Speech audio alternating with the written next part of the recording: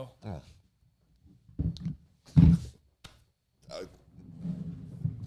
Oh, boy. Chris, you got to warn us before you do that. Oh, I went over there and said we're streaming. I didn't hear you in my ear. Audio is on, too, so off to a good start. You got 10 minutes to figure it out, Phil. You're in good shape. I got faith in you. All right, ask me anything. Let's go. Give you 10 minutes. Tell you the truth. Start that crap. Okay. Got to build up our audience. Got the... I mean, tell them the truth. Oh.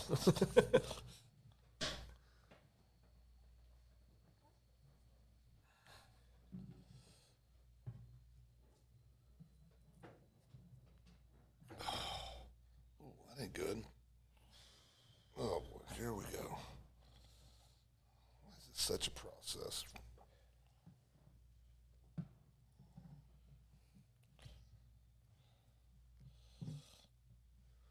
Hello, hello. I'll hear myself. All right. Let's hear them. I'm ready. Go Dodgers. I agree. Rooting for the Dodgers right now. Who? Los Angeles Dodgers. I'm rooting for the Dodgers right now. Kind of cool for Kershaw to win. I don't care about that part. I want them to beat Brewers in 4. Yeah, I don't mind. I wouldn't mind it. Yeah, I'm rooting for the Dodgers, although they paid for their team. But Yeah, no. Hear me out. Hate the Brewers. Yeah, Can't I do stand the too. Brewers. Never have. I never Division have. rival. So I want them to lose in 4 games. But then I want Seattle to win. And I want Seattle to beat the Dodgers in World Series in 4 games. When was the last time Seattle won anything? They couldn't even win it with Griffey Durant. or Kevin Randy Durant. Johnson. Or Kevin Durant. Or Kevin Durant. They had to leave town. well, they Kevin Durant they was were this around. close in the Super Bowl of winning. Ooh, yeah. They passed it instead. That was a great play call. Golly. Lynch was just running down their throat, You got Lynch, too. and you're throwing the ball. He'd running down their throat on that drive, too. Hell yeah. It's crazy. There's about a 4-year period. I don't think there was a better back in the league, right? At the time, probably not. See, that was the example when you leave. Just so you Oh, I'm not allowed to look, I'm just giving you the best chance to No. succeed. so I don't need to look, right? No, like this. When you talk, yes, I agree with that. Oh, got to move the mic with me? Yeah, move the mic with you. Okay. I did it again, didn't I? Yep. So even like that throws it off? That's like that. That's good. But when you lean, that's when you. This lean. is okay, though. I think that's fine. I Yeah. just can't do this. right. Right. Yeah, because you're not. Yeah. Is that brown? yeah. Okay. It's the brown that's in the High School Huddle logo. That brown football, The football, yeah. exact color match. Okay. On this, on the preview, yeah. And commercials, it's brown, yeah. Oh, I forgot about comments. T-Fred, go Irish, beat Duncan. Sorry, Grant. Oh, T-Fred, sorry, starting it. Good evening, Chris, Phil, Ronnie, go Dodgers. Also, Seattle lost its NBA team, which just won the NBA title. Yeah, we just said that. What's the package on the table? Good question, T-Fred. We'll go 12. Hello, fellas. This is Dominique. Go Indians. We will be talking about those Indians and charges. Chickasaw or Choctaw? No, Plainview. Oh, Plainview. Plainview. Yeah, they got a big game. They do. Plainview. Top 10 game. Mr. Jared Williams. T-Fred, What's up, J-Dub? we will definitely talk about what this package is. Definitely got a package. We're opening it on the show. We don't know what it is yet. We do know where it's from. Yeah. All I got to say is some other people better raise their game. Yeah. Going wait, we don't know what's in there. It could be. No, I kind of feel be it. something. I am the best at picking out Christmas presents, so if I touch a thing, I'm going to tell you exactly what it is. You can tell what it is. I can tell what it is. I know what it is. Okay. But don't let him. Don't No, get- I don't- let him be surprised. Yeah, let me be He won't be surprised. surprised. You won't be surprised. So we're gonna be opening this second segment. Yeah, I was the best Christmas picker-outer and knowing what it was. Well, mainly because I knew where Mom hid the presents, Chris. Right. But even if the ones I didn't know, I could still fill it out. Our cousins were always. I never understood this. Even when I was a kid, I didn't understand. Our cousins were big into snooping and trying to find what they got for Christmas Yeah. before it was wrapped. Yeah, I did that. That's a real thing. yes. It ruins the complete surprise No, it on Christmas doesn't. Day. It does. You can't. They got in so much trouble all the time. And they Who would was always the find worst at it? Cousin Nate. Oh, they was. Yeah, I don't know because he was the little one. Well, yeah, They told him he got told to do it. Did Yeah. Nate get away with a lot though? Well, no, he wasn't the baby. I got away with everything. If he did get away, he usually got caught and got in a lot of. He was in trouble a lot. Did he get in trouble? a lot? Oh yeah, when we ran town together. So whenever we get in trouble, I'm blaming him. Cousin Nate's a And fine Nate, young man. And Nate was loyal, and he'd take it. He'd take it for you? He'd be like, "That's right, it was me. What are you gonna do, Mom?" Then of course Aunt Jan would kill him. Well, not literally, She would. Yeah, but she would wear him out? She'd wear him out. Oh yeah. I like that. Yeah, Aunt Janet comes across as one who doesn't play. Board. Well, now branch, she's soft as a pound of flour. belt. She had a Switch. Go pick your switch. spoon. She used them all. One spoon. I like it. Jared Williams, good evening to you, sir. Chris Devine, guessing Elgin Al Mercy. Merch, I think is what I meant to say. Oh, merch. My bad. Yep. Merch. Yeah. That's what we're gonna guess. Well, All right, 2 minutes. Ask us a question. Phil's gonna answer it I truthfully. can tell you, it is from a booster club. It is from a booster Yeah, club. it's from a booster club, is what it says. So we're gonna open that up here. Second segment. T. Fred, you need merch. Got you, Chris. T. Fred, pay attention. Big hat, no cattle. T-Fred.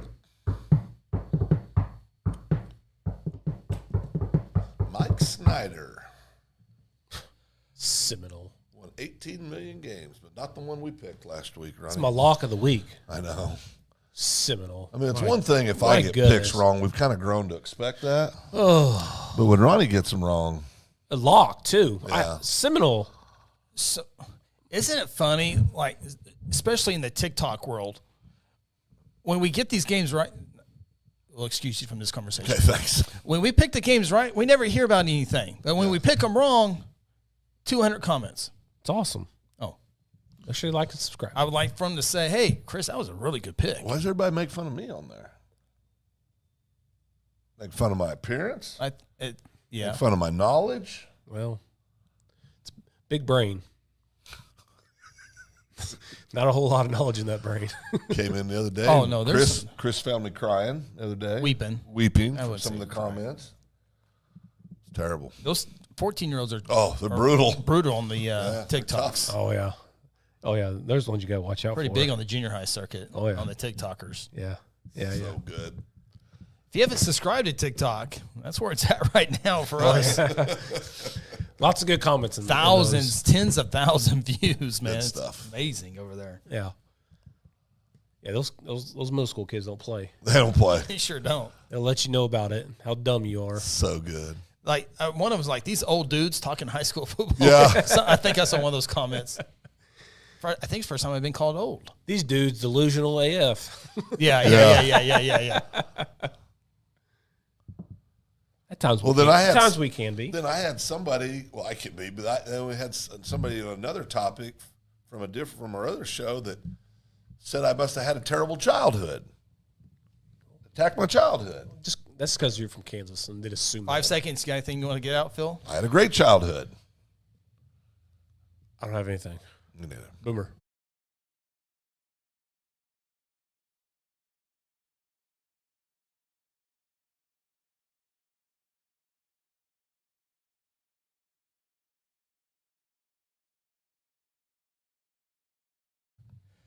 Hello and welcome. It is a High School Huddle. It is Wednesday, October 15th, 2025. Hope you're having a fantastic week. It is week 7 of the high school football season. More district games to break down this coming week. Had some interesting ball games in week number 6. Along with Ronnie Phillips, Phil Nichols, I'm Chris Evans. Hope you're ready for tonight's show, and we appreciate everyone checking us out live. Don't forget to subscribe and like. If you've already done that, give us a real thumbs up real quick on your device. It takes about a second. Hit that thumbs up. They say that helps, and we hope that helps as well. So, a lot to get into this week. I will say, take the lower third off for just a second. Brand new to the show. We got some new things to the show, but we do have a lower ticker with scores from last week in all classes from 6A down to B. So that's a new deal, and it's presented by Red River Roofing. But if your company wants to have presented by blah, blah, blah, talk to us. We can get you on there. Give us a shout. Give us a shout. Also, we got a package here from a booster club, and we're going to open this up in the next segment. Next segment? Next segment. Who gets to open it, you think? I think Ronnie should. I think the leaderboard. I mean, it's only fair. Not only leaderboard, but you've been with this booster club since the beginning. Oh, okay, yeah. Then I definitely deserve to open that. It's the right thing to do. You think you can beat Mayor JJ in an election for mayor in Elgin? No. What about in Guthrie? You think you can win mayor in Guthrie? I can win mayor in Guthrie. What about Bishop McGinnis? They got a mayor? I would fare better than Phil would as mayor in Bishop McGinnis. I don't know. I think any publicity is good publicity, Ronnie. All right, so we're going to see where this is from and what's inside here on our next segment here on the High School Huddle. Before we talk some football, there's a lot of things off the field that we can talk about. And is it cold in here? Push through, Phil. Okay, go ahead. Okay, are we? Well, yeah, I'm just cold all of a sudden. So I guess we can talk. Let's talk baseball first. Class B, A, and 2A baseball and softball were played last week, and Ronnie and I were on the call for all the baseball games, and there were 3 softball games as well, but there were 6 games total between baseball and softball. 4 teams for the first time ever won their state championship in that sport. So we talked softball. Arapahoe Butler won the first ever class fast pitch softball in their school history. Class A. Leedy won their first ever state championship in softball. And then in baseball, Class A, Okarche, crazy enough, won their first ever state championship. And Calumet in Class B won their first ever state championship. So state championships are always fun, always cool. We get to see a lot of them. But for the school's first ever in any sport is always a special one because that's the one that everyone goes back to. Yeah. I mean, you guys know I got a good friend whose kiddos play at Calumet. They've been close so many times in baseball, losing in the finals. I think, last 3 or 4 years in a row. But finally got over the hump, so I'm real happy for those kids. Big time deal. Yeah, Calumet baseball state champions in the fall. Of course, they'll be there in the springtime as well. They won state basketball last year. Yep. And so I'm trying to remember the names, Ronnie. There's 2 names. Thiessen and Arnold's. Thiessens and Arnold's. Yep, that's right. And they play a lot of basketball and baseball. So congratulations to them. Okarche Warriors, they won state basketball. Now they won baseball. Easton Roby pitched 7 innings, had a fantastic game. Also, 3 for 4 at the plate. I mean, he can do it all. Headed to Cali and that's right. Mutton. Oh, yeah. Muggenberg. Muggenberg. Yep. Muggenberg. And then also, I just had on my Bing is the Class 2A state champions. Yep. They beat Tushka, but hey, congratulations to Tushka on making the state championship. Holy cow! They beat Dell and Silo back-to-back games. That's insane. I don't know if Bixby and Owasso can beat Dell and Silo back-to-back games. So, congratulations to all the state champions in softball and baseball. Do note that Class 3A, 4A, 5A, 6A state softball tournament starts tomorrow at Devon Park, formerly known as Hall of Fame Stadium. Every single one of those games on Thursday, Friday, and Saturday, all classes can be viewed on the NFHS network. Also, the small school volleyball state tournament is Thursday, Friday, Saturday over at Choctaw and Carl Alberts. Thursday, Friday, Saturday. And all those games on Thursday, Friday, and Saturday will also be streamed on the NFHS network. So a lot of state championships last week and this week as well. Of course, state volleyball. Large school 5A and 6A is up in the Tulsa area next Thursday, Friday, and Saturday. And those will also be on the NFHS network. So a lot of state championships going on. Of course, football season's going on. Basketball and wrestling are practicing right now. And so it is a busy, busy time in high school athletics, cross country. Their state meets are a couple weeks away. So regionals are going to be a little bit later on this month, here in the month of October. And I think that's it. That's what you've been doing for the last 2 weeks. Yeah. But it's been good. Everything's been really good. Just a lot of work at the beginning there, but it's all done really, really good. So the Arnold kids you mentioned from Calumet. Yes, Tommy Arnold is my friend. Oh, okay. That works. Yeah, they're very good. Very good. And Tommy, you talk about parents, they live and die through their kids. They're in a good way. Tommy does. But I asked him because the oldest boy, I believe, it was the oldest boy. Never experienced a state title in anything. Yeah. And I said, that's going to make for some really tough conversations over the dinner table.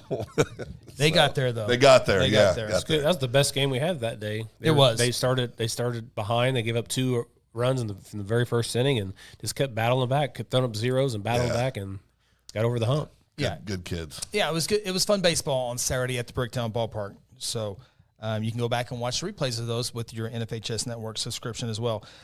Can't go through all of them, but Oklahoma Coach Association named their 32 All-State cheerleaders, so congratulations to them.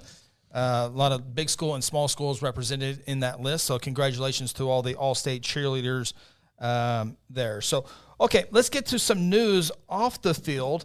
And I can't remember what day this happened, but, it goes back to Oklahoma State firing Mike Gundy. The latest decommitment from the recruiting class for Oklahoma State is Taj Overton, probably the top defensive player this year, senior player this year, defensive lineman for Owasso. He decommits, and he's being recruited by everybody in the nation. So, that's one of those deals when you fire someone in the middle of the season, stuff like that's going to happen. Now, you can always go back and recruit them and bring them back, but remember, KD Jones decommitted. Now he's committed to Kansas, and we're going to be talking about KD Jones here in a few moments. That's a good landing spot for him. We talked about that a little bit when you let us know on text here last week or whatever. I said, man, I think that's a great place for him. He'll have a good opportunity at Kansas and do really well. And I think he had a good game last week. He pretty good. Woo, we will get there. Oh, Hunter Shepard in the house. What is up, Hunter? Hunter's got big weekend. He's got a lot of softball and some football to get to. He's hooked up. Absolutely. So, where was I want to get this in here real quick. There's Jared Thiessen is a really good coach and has some great kids. You're talking about over at Calumet. Absolutely. Coach Thiessen. Dallas, the coolest thing ever is going to coach in a state title game and my son being suited up for it. Yeah. That would be cool. That would be very cool. Well, Okarche's, we talking about Easton Roby winning state. His dad's the pitching coach. So that was a good moment for them as well. So, some other big news off the field was Seminole, the Chieftains. They lost last week. We'll have to talk about that here a little bit later on.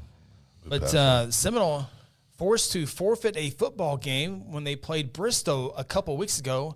Unfortunately for Seminole, that was also a district game. But Seminole had to forfeit that game despite winning on the field. Seminole, according to the Shawnee News Star, Seminole played with an ineligible player. So here's what happened. There was a kid that played for Seminole last year.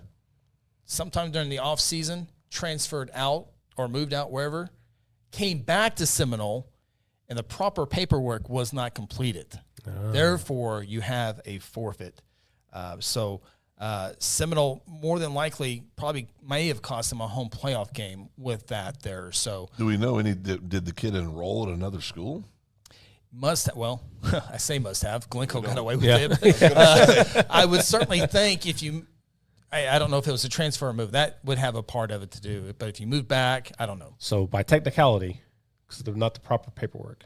Proper paperwork, yeah. So is that kid ineligible for the rest of the season? I would assume so. Or do you fill out the paperwork and you're okay? Oh, I don't know. That part I don't know. Because if he's been playing up until that game, then I imagine all those games should have been forfeit then, right? Yeah, who knows? Because we've seen that before here in our town. Yeah, maybe since it was maybe he didn't play in the other. I don't know. I don't know that part. Somebody let us know. Yeah. That's crazy to me. Let the kids play. Yeah. Yeah, you just got to. Yes and no. Yeah. Yeah, correct. Yeah. I mean, we all agree we want the kids to play. We also agree that it's enough of the Wild West already in high school sports. I mean, I don't blame the kid. Obviously, none of us do, but and we don't know what happened. But if the paperwork wasn't filed correctly, well, then that falls on the coaches, the athletic department, the athletic director. I mean, the administration. I mean, they're the ones supposed to get the paperwork right. Yeah. And so I learned this. I did not know this. I think T-Fred brought it to our attention in a message, and I followed up with an OSSA official. If you have to forfeit a district game, you're disqualified for the playoffs. That's correct. That's what I was told. And so I sent that message, and they came back. There are exceptions. Of course there are. So, like here's the perfect example. Lexington cancel their game with Lindsey, remember, because of injuries and illnesses. So that's different. That is different. Yeah. So Lexington, they weren't going to make the playoffs anyway. However, Lexington is not eligible to play in the playoffs. I did not know that if you forfeit a district game, that you're ineligible for the playoffs, except for there are exceptions. And I certainly think ineligible player is not one of those. So I do believe from the way they understood it at that moment that Seminole would still be eligible for the playoffs. I would assume so. I think if there's a forfeit and the game is 2-0, you get your 15 points. I think if it's a 2-0 forfeit, I think that's when you're not allowed to play in the playoffs. This game was actually played. It's just a forfeit. Technicality. Yeah. Yeah. So I and so there was a post came out the other day. I was at the game.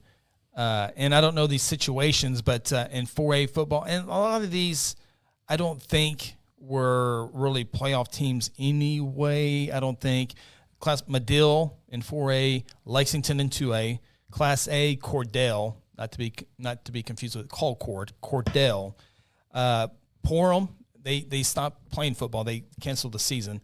Vacaville, Wesleyan Christian, and then there's 6 schools in Class C that are not eligible for the playoffs. Probably a lot of that is because their season is not playing there. So, did not know that. So, those are the only things I got off the field. Go back to the Overton decommit for a second, real quick. I mean, I've always kind of felt like with him, even if Coach Gundy had stayed, I don't know if he would have maintained his commitment, because I think it had more to do with, well, I'll just say it. Did you guys see how empty the stands were in the middle of the third quarter into the fourth quarter? Yeah. I mean, recruits watching that game, they're not. I mean, especially if you go to LSU or Arkansas and just see the atmosphere. Yeah, I mean, or even a school like Kansas, I mean, for years – you could show up. I got to sneeze. I would blow my eardrums out if I did that. You could show up for years at a KU game and go buy tickets at the gate and go sit anywhere you wanted. I mean, there was nobody there. But now, I mean, some of these schools that have kind of seen a resurrection in their football programs, I mean, they're hot tickets. I mean, everybody wants to go. Everybody wants to be a part of what they're doing. And so it's, I think, boy, I tell you, O State's got a lot of problems right now. A lot of problems. Yep. Thank you, Hunter. Porham discontinue the football indefinitely. So definitely for that there. Let's bring up Chris on the screen here. Chris Devine, OSSAA looking into not playing at neutral sites next year during football playoffs. Yep. That has been a conversation over the last couple of years as it continues. Difficult to find locations, for neutral sites that have those games. And so, they're for all rounds. Yeah. Yeah, that's going to be tough to do. That would be tough. That's going to be tough. So that would be even more important to win your district games to host. Because, in some of the other classes, there's 3 weeks before their semis. And so, and the rule is you can only play the first 2 games at home, and then the third game you have to go on the road, which is kind of weird anyway. It is weird. Then you add in last year was the first year to add in 2A2, A2, and B2. So now you have 3 other sites, or actually 6 other sites that you have to come up with. But they had been talking about this for a little bit, and so I think the more they talk, the closer they get into doing. Well, I don't know.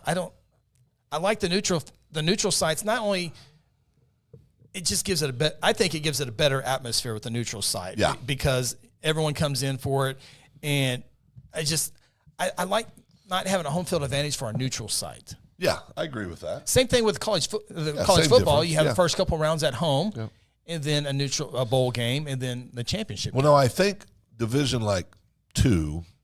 Like the smaller divisions in college football, I think home field plays all the way up to the championship game. I believe that's correct. Yeah, UCO went on the road, played that one team, they got beat out. I think up to the championship game, if you're that, which makes sense because the travel. Yeah. That makes a lot of sense. Jared Williams, I don't care when they play, just expand the number of officials for the quarters on. I agree. We agree. I definitely agree with that. Yeah. We have definitely talked about that. Sure have. And Well, we saw 6 officials last week in the game that we covered. on the field? Yeah. Oh, I didn't even notice. Yeah, it was there was the crew had a 6th guy because one of the regular guys was going to have to miss a couple Oh, games. you mean there were still 5 on the field, though, right? Yeah, there was Yeah, actually yeah. 6, but there was 6 on the field last week. 6 on the field. Yeah, that's what I'm saying. Oh, They I did- added one to get them some experience, because one of the veteran crew guys is going to have to miss some games. So kind of a cool thing. Look down there and see 6. I did not know that. And and I guess they get paid the same. Yeah. They just they forfeit some of their money to give to the other, which has been known before. If you, I always thought, man, how about we 3-man this or 4-man this, and I'll give you a cut just because we can work on it and get better, and it's always fun to have. It's like giving NIL to your employees. Yeah. Hunter Shepard, sassy. No neutral sites until championship. Last time we did that was in 2020. Yeah, with the If Hunter says it, it's true. I believe it. I believe it. So I told Hunter, I wonder if he's going to bring all 15 of his jerseys with all the softball state championships being played. If he's going to have multiple jerseys, I know he'll have one jersey for sure. His team plays at 10 a.m. So no doubt. we'll definitely look forward to seeing Hunter at the Hall of Fame Stadium in Devon Park. So.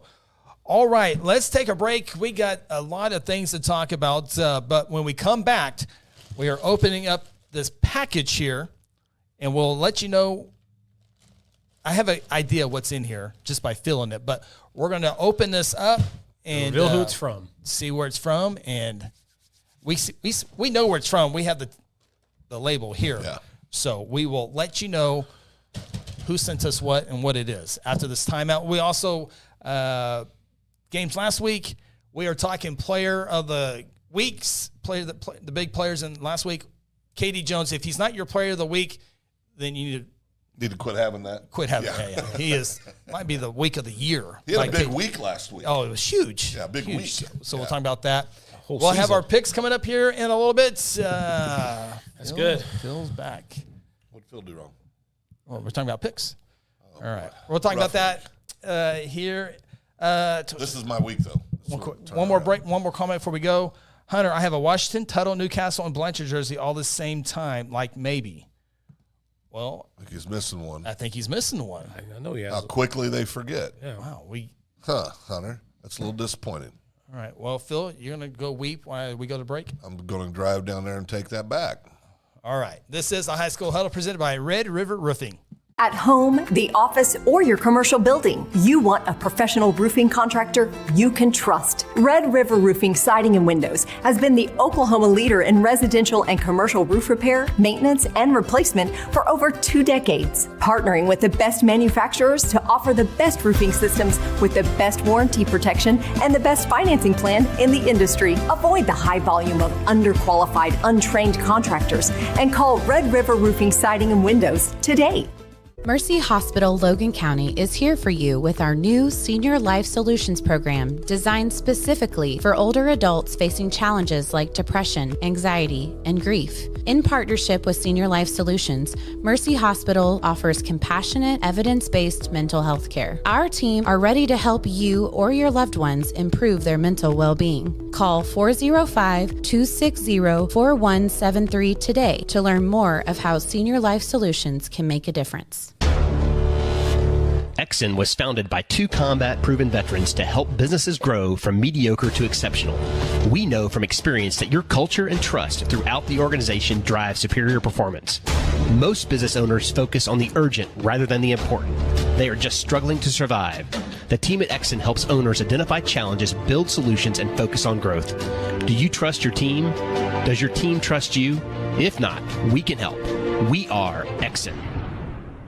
Hey, you in the third row. Yes, you. When was your last dental checkup? Dr. Lewis Turney and his staff provide dental care in a fun, relaxing environment. Still not convinced? Prefer to sleep through your appointment? No problem. We can do that too. Our staff can ensure you have a relaxing experience no matter what. Got kids? Hey, so do we. Come see what all the moms are talking about. Our kid-friendly staff loves to provide care to even the tiniest of teeth. Give us a call today. We've got the whole family covered. Give Dr. Lewis Turney a call at 282-7600. For centuries, it was a windswept prairie until the run of '89 saw settlers scramble for land and life in a newborn town as Oklahoma's territorial capital, Guthrie. Bank First is loyal to the preservation movement that reclaimed Oklahoma's first state capital. And we're loyal to the banking legacy born at the corner of First and Oklahoma streets. Bank First. Loyal to Oklahoma. Loyal to you. At Mosquito and Pest Authority, our job is to keep you pest-free. Our signature mosquito control service and pest-proof barrier 360 service ensures that you aren't bothered by mosquitoes outside or pests inside. That's right, 2 brands, 2 services, only 1 visit needed. Don't believe us? We guarantee it, or we'll come back at no charge to you. No mosquitoes, no pests, no contracts, guaranteed. Call Ronnie and Sarah Phillips today at 405-916-0471.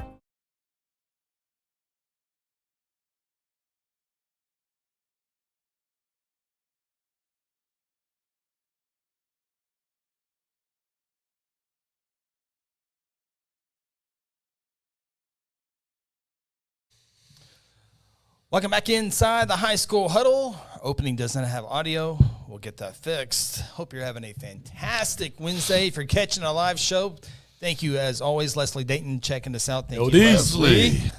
And a lot of people checking the replay as well. It is fall break, so super majority of the games are on Thursday this week.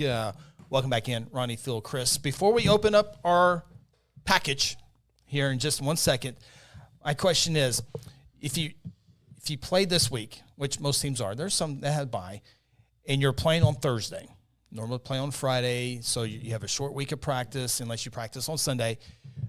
If you were the head coach or players, would you rather have a big-time game or some maybe not as good? Not as good. Oh, yeah. That's good. During fall break? During fall break. Oh, yeah, not as good. Because there are some big-time games. I'll throw one at Stillwater Choctaw. Yeah. One of the top 2 games that 6A2 will have in the regular season. Yep. Yeah. They play this week. Well, then they'll get a lot of publicity. They'll get a lot of views. So if you're Stillwater, would you rather play Stillwater? Would you rather play Choctaw Thursday or U.S. Grant on Thursday? If I'm Choctaw? If you're Choctaw. Well, U.S. Grant. Or Stillwater. I want a full week to prepare for Stillwater. Yeah. Phil? I don't know that it matters. You don't think it matters? Okay. I don't know that it matters. Not to the kids that are playing. I think fall break matters more to the families that are trying to get out of town for a long weekend or trying to do stuff like that. But for the kids and the coaches, they're all dialed in. I don't think it matters. You think a big time game like that on a Thursday? Once you get there, I'm sure it's the same feeling, but it just. I don't know, Thursday game just mentally it's just like Thursday games are blah, no doubt. But gotta go back to work the next day. But I still think for the kids, I don't think. Well, this week they don't. This week it's like a Friday. They're off. Well, a lot of kids don't go to school on Friday anyway. Well, not a lot, but for fall break, I mean, everybody's off Friday anyway. That has anything to do with the school districts. If it's fall break. But I don't think it matters. I think kids, they don't care. They'd play on a Wednesday night, a Tuesday night, a Monday night. They don't care. I don't know. If I played, I'd be sore still on Wednesday. Oh, yeah. All right. We got some games to talk about. We got some players to talk about. But before we do that, we have this package that was delivered. I know what it is. When did this come in? Yesterday? Yes. Oh, came in yesterday. You can tell he what touched it. Okay. Yeah. Touched it. Sorry. Well, we can let Phil read the shipping label, where it's from, and we can let Ronnie open it up. How about that? So. Ship to. Oh. Yes. Ship to. I think if you raise your microphone, it'd be a lot easier for you. I had it we'll raised get that. once. It got lowered. You just do you. Ship to. Phil Nichols. Phil Nichols. Say your address. What? Well, how are we going to get more stuff? It's sent to the studio. That's right. Send it to the studio. That's a great idea. Someone's got to be here to receive it, though. Ship from Elgin Booster Club. Elgin Booster Club. Elgin Booster Club. The 4A state champions. Is my ring in here from last year? Could our rings be in there? I hope so. I mean, mine should be in there for sure. Chris will start crying if there's an Elgin ring in there. She might just say Broadcaster Phillips. Broadcaster Phillips. Broadcaster Phillips. I love it. The big E with the number 1. All right, here we go. Let's open it up. This is cool. Dun, dun, dun, dun. Oh, swag hats. Swag hats. Swag hats. Thank you. Here, give Chris the red one. Okay. Oh, no, we can put them all right. Well, Okay, first question. What's AKA stand for? Yeah, what does Actually AKA? known as? Owls, AKA. Actually known as owls. Oh, you're pinning it on. Hey, that's a rich hat. Yeah, these too. are sharp hats. That's a nice hat. Thank you, guys. That's incredibly nice. When you win state championships, you get nice stuff. That really is nice. Thank you very much. Thank you, Booster Club of Elgin. That is really nice. T-Fred, you're on the clock. Elgin has set the sample. Thank you, guys, at Elgin, in all seriousness. That was very kind. Very, very cool. We Very, do very appreciate kind. it. Jared said, if you know, you know. Well, I guess I don't know. No, we'll have to bribe him, I guess, to find out. If you know, you know. Oh, boy. Ritson will tell me. Don't worry. Ritson, Ritson. hit me up. Ritson. Let me know Ritson. what this stands for. I can talk to Mayor JJ. Oh, boy. Mayor JJ's on the social media, so we can find out. Call Coach Chalmer, too. Yeah. But, yeah, thank you, guys. Thank you. Oh, the 90s, he said. Okay. And it's been fun. Well, no, they need to balance. No, they don't. Yes, they do. Chris, tell him they need to balance. Well, it's- Quit being an individual. It's the show. Thank you. Quit being an individual. Nice reflections there, Phil. That's ridiculous. Now, does this mean we're promoting Elgin? No. That's exactly what we're doing. We got a gift from the defending 4A state champions I'll pit from them like the Booster pit 'em Club. like the football hats. Carl Football Everett, helmets, like Coach football Dunn, helmets. Coach Dunn, You're on the clock. Oh, yeah, Coach Dunn. Coach Dunn, Do we want any of that stuff? Yes. Bixby, On the Coach clock. Montgomery, Choctaw, on the clock. Doug Nelson, Lincoln Christian. On the clock. Travis Hill? On the clock. Travis Hill. Travis Hill, no, he lost. Oh, Let's see here. Oh, spam risk calling me. Oh, boy. So, That's never yeah, good. big thank you to the Owls. Thank you, guys. thank you. That really is cool. Fans We do down in appreciate Elgin. it. Appreciate that. All right, let's talk about some of the games, but I think games and players, I think it has to start with Katie Jones. I think it's a good start. The Chris. Kansas Jayhawk commit himself goes off against Mustang. By the way, it was a great ball game. 55-48, the final score. Jinx wins that ball game. Katie Jones sets school records in two things for two stats for sure.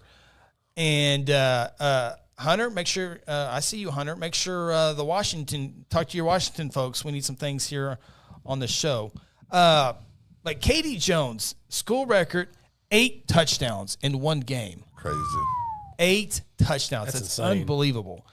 However, I think the most impressive one, his number, 445 yards rushing. Is that a record? ridiculous. That is a record. Yeah, got to be. Is that a One state game. record? I doubt it. Large school? Maybe. I don't know. I mean, it's in there. We need to look that up. But 56 receiving yards as well. So he went over 500 yards of total yards of offense. He had 200 yards of rushing at halftime. And it's not like he was playing Capitol Hill. Yeah. This was against Mustang, a top 5 program in 6A1. Well, and he literally accounted for every touchdown. Yeah. Every touchdown. That's big time. Yeah, so That is big time. That was congratulations to KD. Commits to KU, goes and scores 8 touchdowns, go for over 400 yards. Kids in Lawrence are going crazy right Kids now. in Lawrence, every KU fan in America is like, did you see what that kid did? Yeah.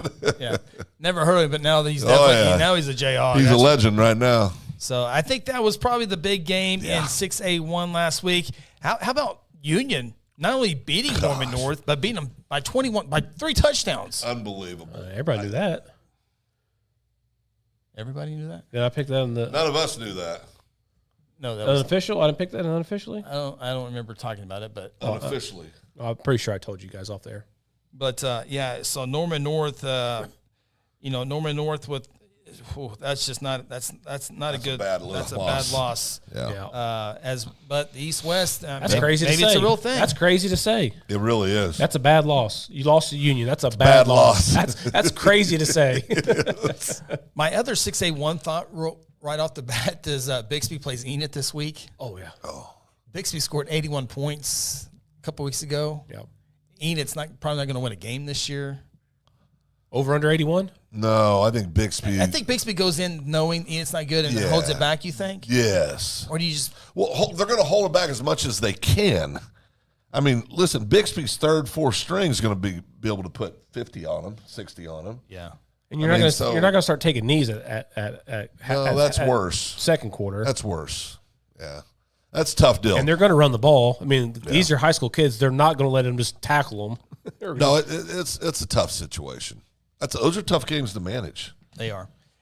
Then you look at 6A2, some just more blowouts in this classification. PC North beat Capitol Hill 41-0. Muskogee beats Bartleville 48-0. Pump City beats Lawton Ike 64-0. Stillwater beats Northwest Classen 63-0. So it's just not good. No defense. But we'll definitely talk. There's definitely Stillwater Choctaw this week. We'll have that game here in a few moments. But the one game was number 4 versus number 5 in the high school huddle rankings last week. It was Choctaw beating Southmore 50-29. So we truly have our top 5 teams. I don't know if we can add Piedmont into that list. So maybe they've got an argument. Well, yeah, until I looked at their schedule. Now that we're 5-6 games into the season, when you look at Piedmont in 6A2, it's like, oh, okay. Let me pull them up here real quick. So they beaten Midwest City. Yeah. They beat El Reno. Yeah. And they have beaten Northwest Classen and U.S. Grant. Oh, never mind. Those are their 4 wins. Yeah, that's pretty bad. So and they've lost to Choctaw and Norman. So when we get to the top 5, and everyone knows them by now, I really think it's a 4-team race in 6A2. 4-team race. Everybody else is wherever. But state champion is going to come from one of them here. I got held back on comments. Chris doesn't say much about Mustang's defense. Well, and don't say much about Jinx defense. Yeah, and to add to that, we can get some more players in a little bit. The quarterback, KD is a 3-star running back. The 4-star quarterback, Jaden O'Neill, had a fantastic game as well. Yeah, I got his numbers here. Go ahead, Ron. Jaden O'Neill, 20 for 25, 328 yards and 4 touchdowns. Against Jinx defense. So, and what I talked about last week, what I want to see in this game is if Jaden O'Neill was for real. Because, he kind of been sitting out. We didn't know if he was serious or not. He's for real. And then that's one thing I was looking for all week. What was Jaden O'Neill's number? I text Jordan Davis as soon as our game was over on Friday night. I said, what Jaden O'Neill do? And he sent me over the stats. I was like, okay, he's for real. He's the real deal. He's good. No doubt about that. Chris is helping you, Phil. If we have this in the top 10 games, Bixby and Enid, he's letting you know that Bixby is going to beat Enid. I don't know. I see a path. Yeah. I see a path. Yeah. Hunter, going back to the Piedmont. Piedmont is tricky because of Flexbone. Interesting offense to game plan for. Yeah. Robert lets know Mustang hung 42 in the second half. Yeah. Wow. Okay, I did not know that. So it sounds like Jinx dominated early on and Mustang carried it on. That's why probably KD had to keep getting more keep carries. Going. Yeah. So it was kind of necessity there to do that. So Class 5A, boy, this is going to be interesting here. We can talk more about 5A when we do our top 5 rankings here on the High School Huddle. But Western Heights. I'm talking about Shawnee. Shawnee goes and beats Booker T. Washington a couple of weeks ago. And then Coweta is a good team, but they get beat by 24 points, 38-14. Coweta stays unbeaten in top of 5A3 districts. But I don't know what to think about Shawnee. Well, Shawnee's quarterback transferred in from Norman North. He was the backup quarterback to a very good quarterback last year, and they got 2 running backs that moved in there, and they have a very good offensive lineman that's committed to North Texas. A good program, but I think it's part of that process of coming up and starting to win, but then you kind of maybe lose focus, or I'm not sure. Some things. Coweta's a good football team, but it's just there's teams that are out there like Norman North. I don't know I'm going to get week to week. Shawnee, Don't know. what am I going to get week to week? Booker T, what am I going to get week to week? I don't know what, there's no consistency, but that's part of it. I'm learning how to win. You got to deal with kids. After you learn how to win, now you got to get consistent. That's why Lincoln Christian is so good, Carl Albert, Bixby, these teams that win. It's just, even when they're not as good, they know they just have that winning mentality. And so obviously, as you come up, you got to learn those things. Yeah. So maybe that's where they're at right now. So, Kelly Davis says, can't win a championship with the flex bone. Amen. I would agree. 100% agree. The last time. And not in 6A2, okay? You can win it in an A ball. Sure. Yes. B ball. Yes. You ain't winning in 6A2. Last time. Ain't happening. Last time the flex bone won a state championship was Altus. 2015. Yep, 10 years ago. Yeah. And there's a reason why they changed that. It just doesn't work no more. Yeah. Kelly, can't win it. Oh, I forgot to send. Dallas. You can see Dallas if I didn't say hi earlier. Carter Vaughn went 24-30 for 365 yards and 5 touchdowns against Tahlequah. Yeah, we are definitely on 5A. So glad you brought that stat. I had it there on my screen, but there you go, right there. Even better for Dallas to let us know. Bixby and Mustang is next week. We'll talk. We'll definitely bring that game. But Bixby by 40. See Jaden O'Neal though. I want to see what he does. Other 5A action, Booker T. Washington beats Bishop Kelly 42-14. I called that. Gracious. So it's the worst pick of the week last week, Chris. 5A, yeah, it was not good. Such a bad pick. It was not good. That's a Phil pick. It was one of my only good picks. Or one or two. But I think Booker T. Washington, Michael Washington, a very good running back. And so 5A3, yeah, we can break it down here a little bit, but 5A3, who wants it, go get it. Who wants it, go get it. Same thing in 5A4 with those 4 teams. Low Pryor showed out last week. They did.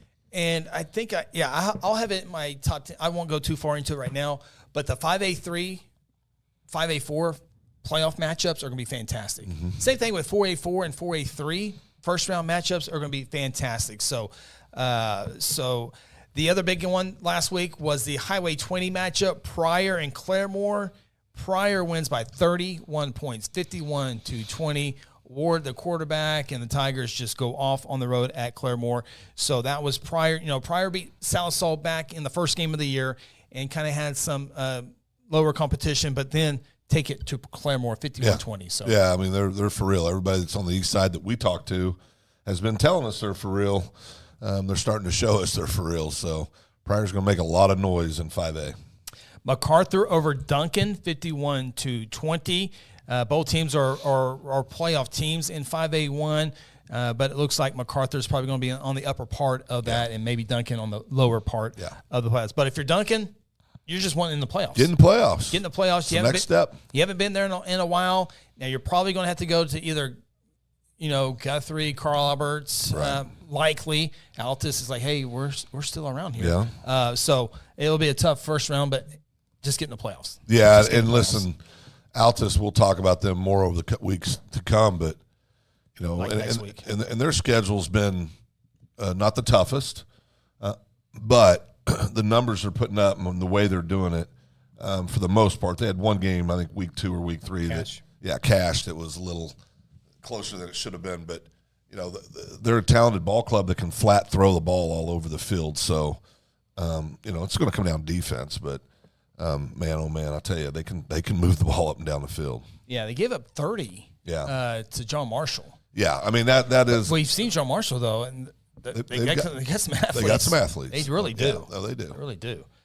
Dallas is bragging on himself real quick. He picked Pryor by 21 plus last week, and they won by 21. You missed out. You said plus, so it really should have been. When I see 21 plus, I mean that means 22 or more, right? Really, he should have just not said anything because now he looks bad.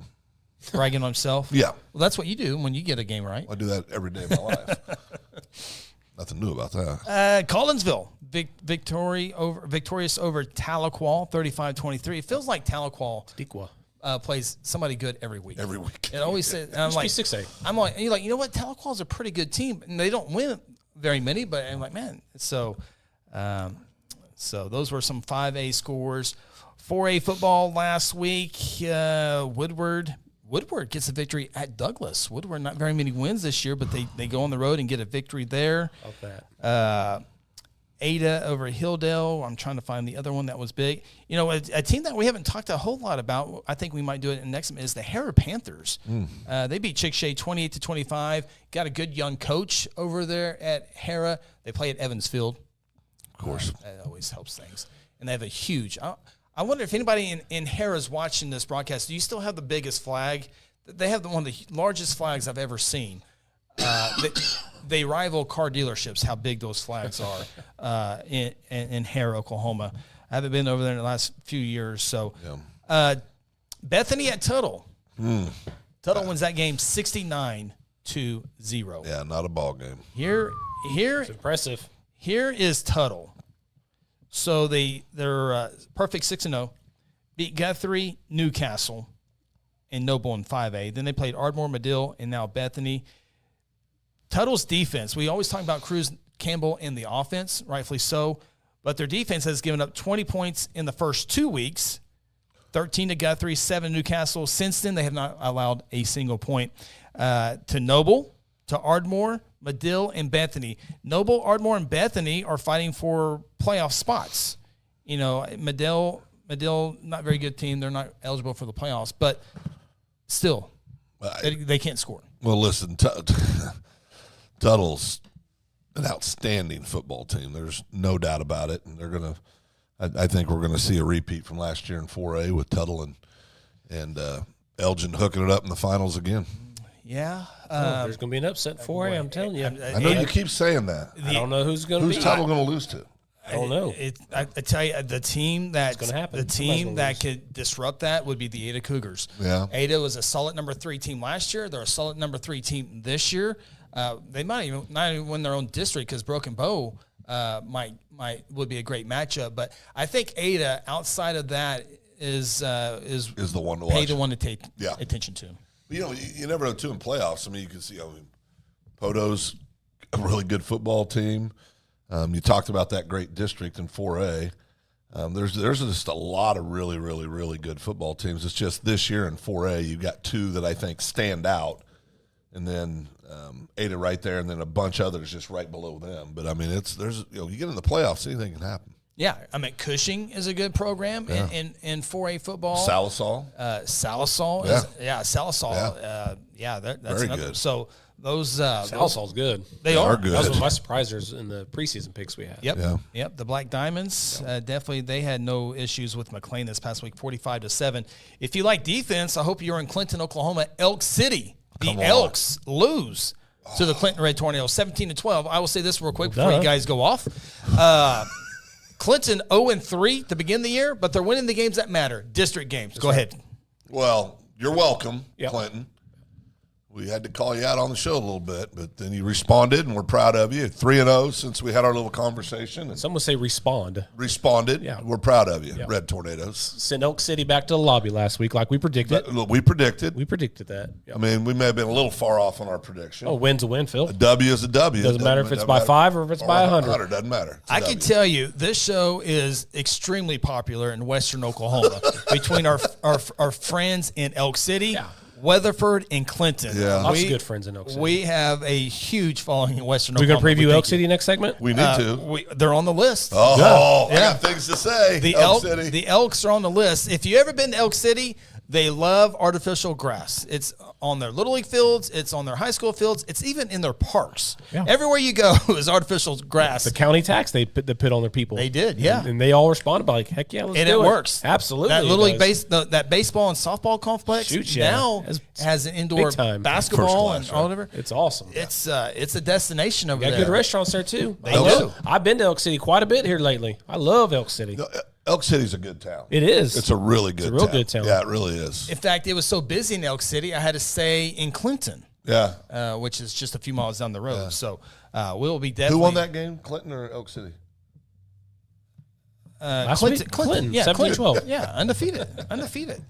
District play. In district play. Yeah.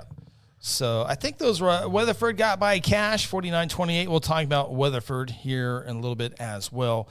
3A football, Heritage Hall continues their district wins since they have not been beaten since 2013 in district play. You have to be a complete idiot to pick against them in a district game. Do you remember? I see if you guys not you, Ronnie. I think you have it memorized. Phil, a week ago I told you, when was the last time Heritage Hall was beaten by somebody in district play? Wasn't it like 2011 or something? 2013. 2013. Okay. Close, you're getting there. Who was it?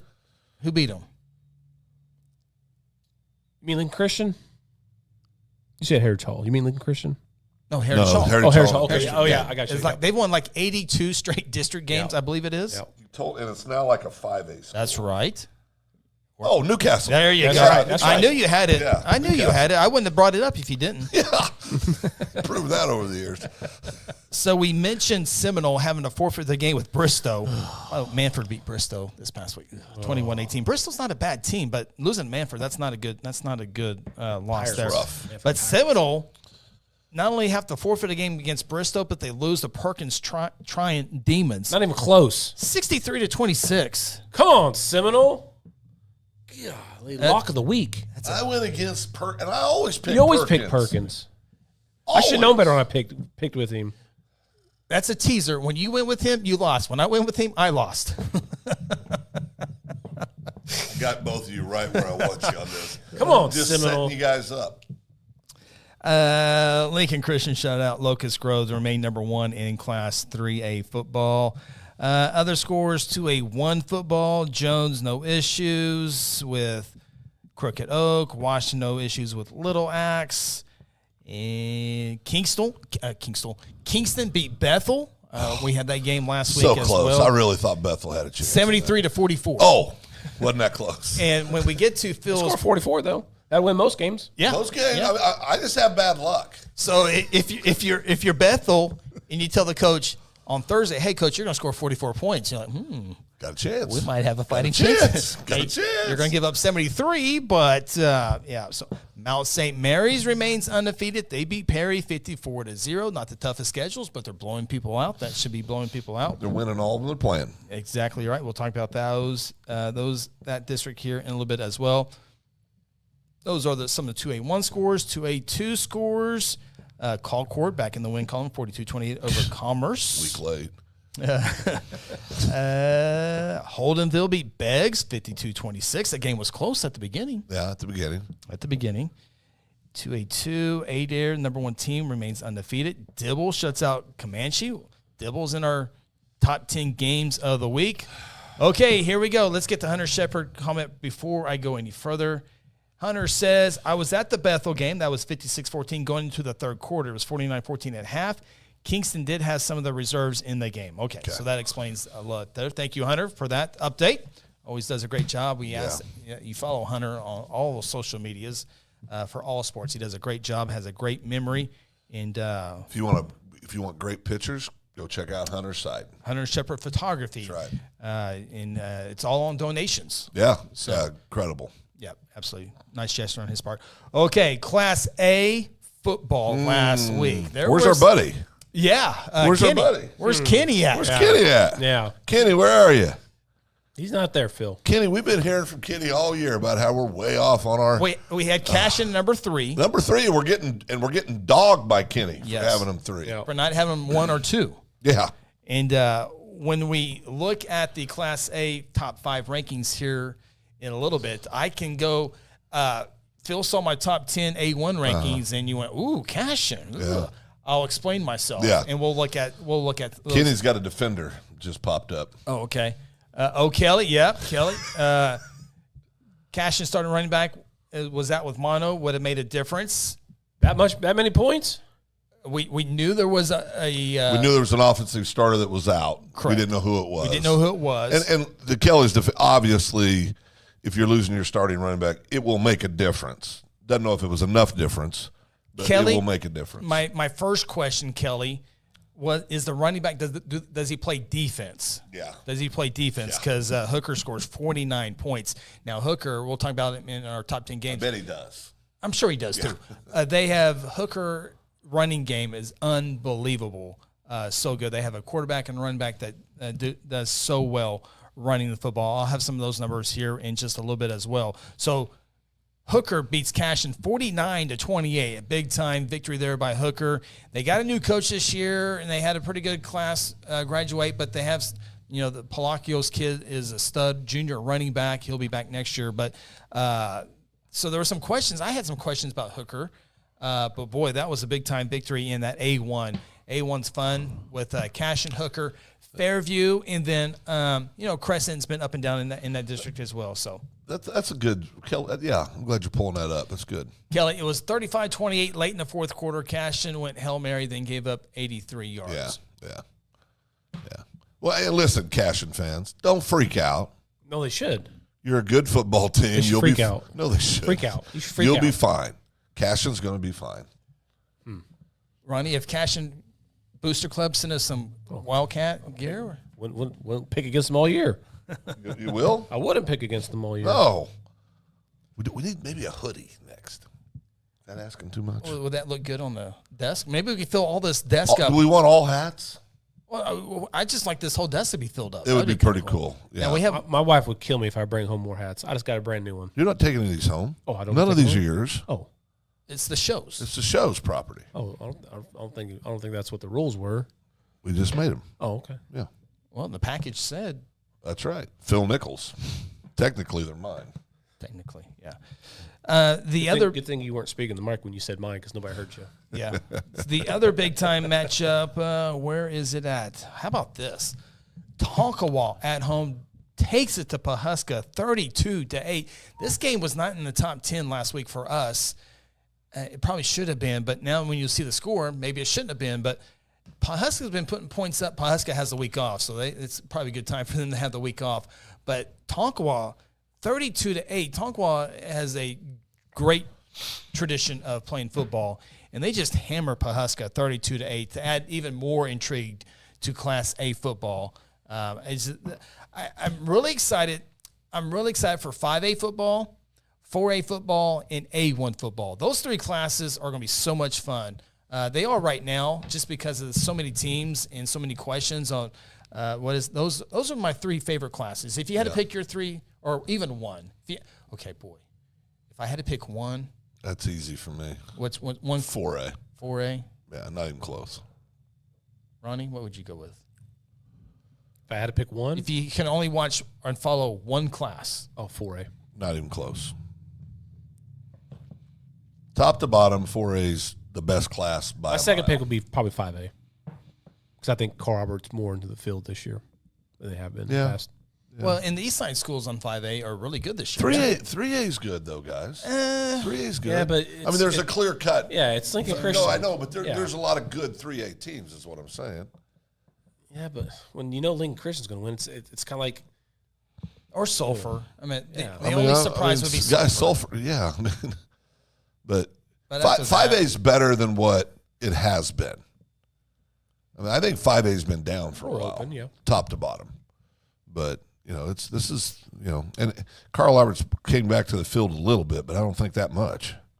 I mean, as the season goes. Just finish up real quick in A football. So we talked about Hooker Cashin game. We've talked about Tonkawa Pawhuska game. And the other big one, Wynnewood takes down Minko 28-20. So it's a fun class for Joyce Christian. They continue to rock and roll with Compton Nero, quarterback, and Okovozizi at the running or wide receiver spot. So 8-1 is be awesome. I haven't even mentioned Pawnee yet. So when we look at these rankings, I'm going to pull up the High School Huddle top 5. I also want to look at maybe the top 10 as well. Kelly's vote for number 1 should be Tonkawa. Beating Fairview and Pawhuska is legit. There's no doubt. And, I mean, they pounded Pawhuska. Yeah. Pounded them. That was a butt whipping. Let's real quickly get to some individual performances here because we're going to take a timeout and we're going to come back and look at the top 5 and kind of dive in a little bit more into the rankings and also how it's starting to maybe match up district-wise here in a second. But Wyatt Atkinson and Perkins, 241 yards, 4 touchdowns rushing. Graydon Howell, 10 of 12, 136 yards, 2 touchdowns passing for Broken Bow. Lot MacArthur, Connor Claiborne, 15 carries and 176 yards and 3 touchdowns. We always talk about the Highlanders running or throwing the football, but they get it done on the ground as well.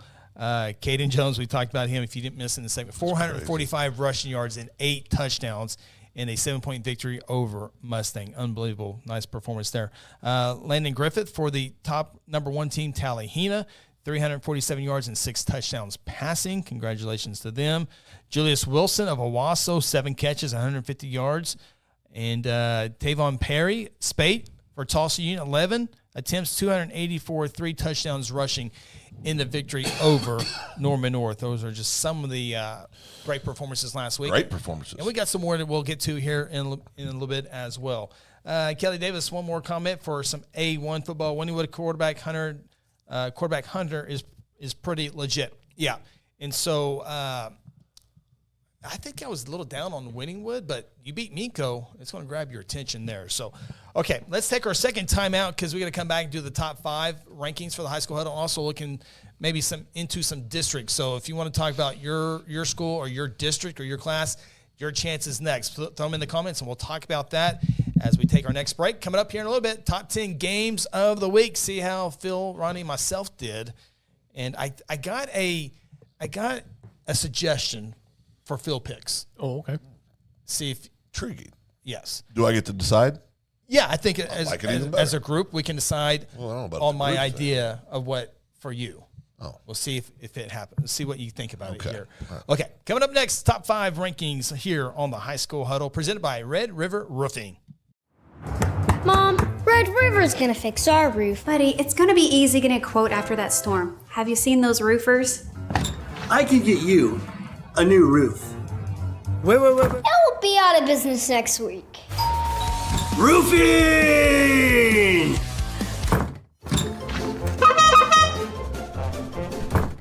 Let's quit messing with these clowns and call Red River Roofing.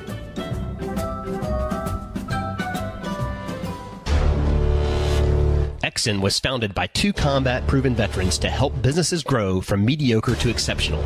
We know from experience that your culture and trust throughout the organization drive superior performance. Most business owners focus on the urgent rather than the important. They are just struggling to survive.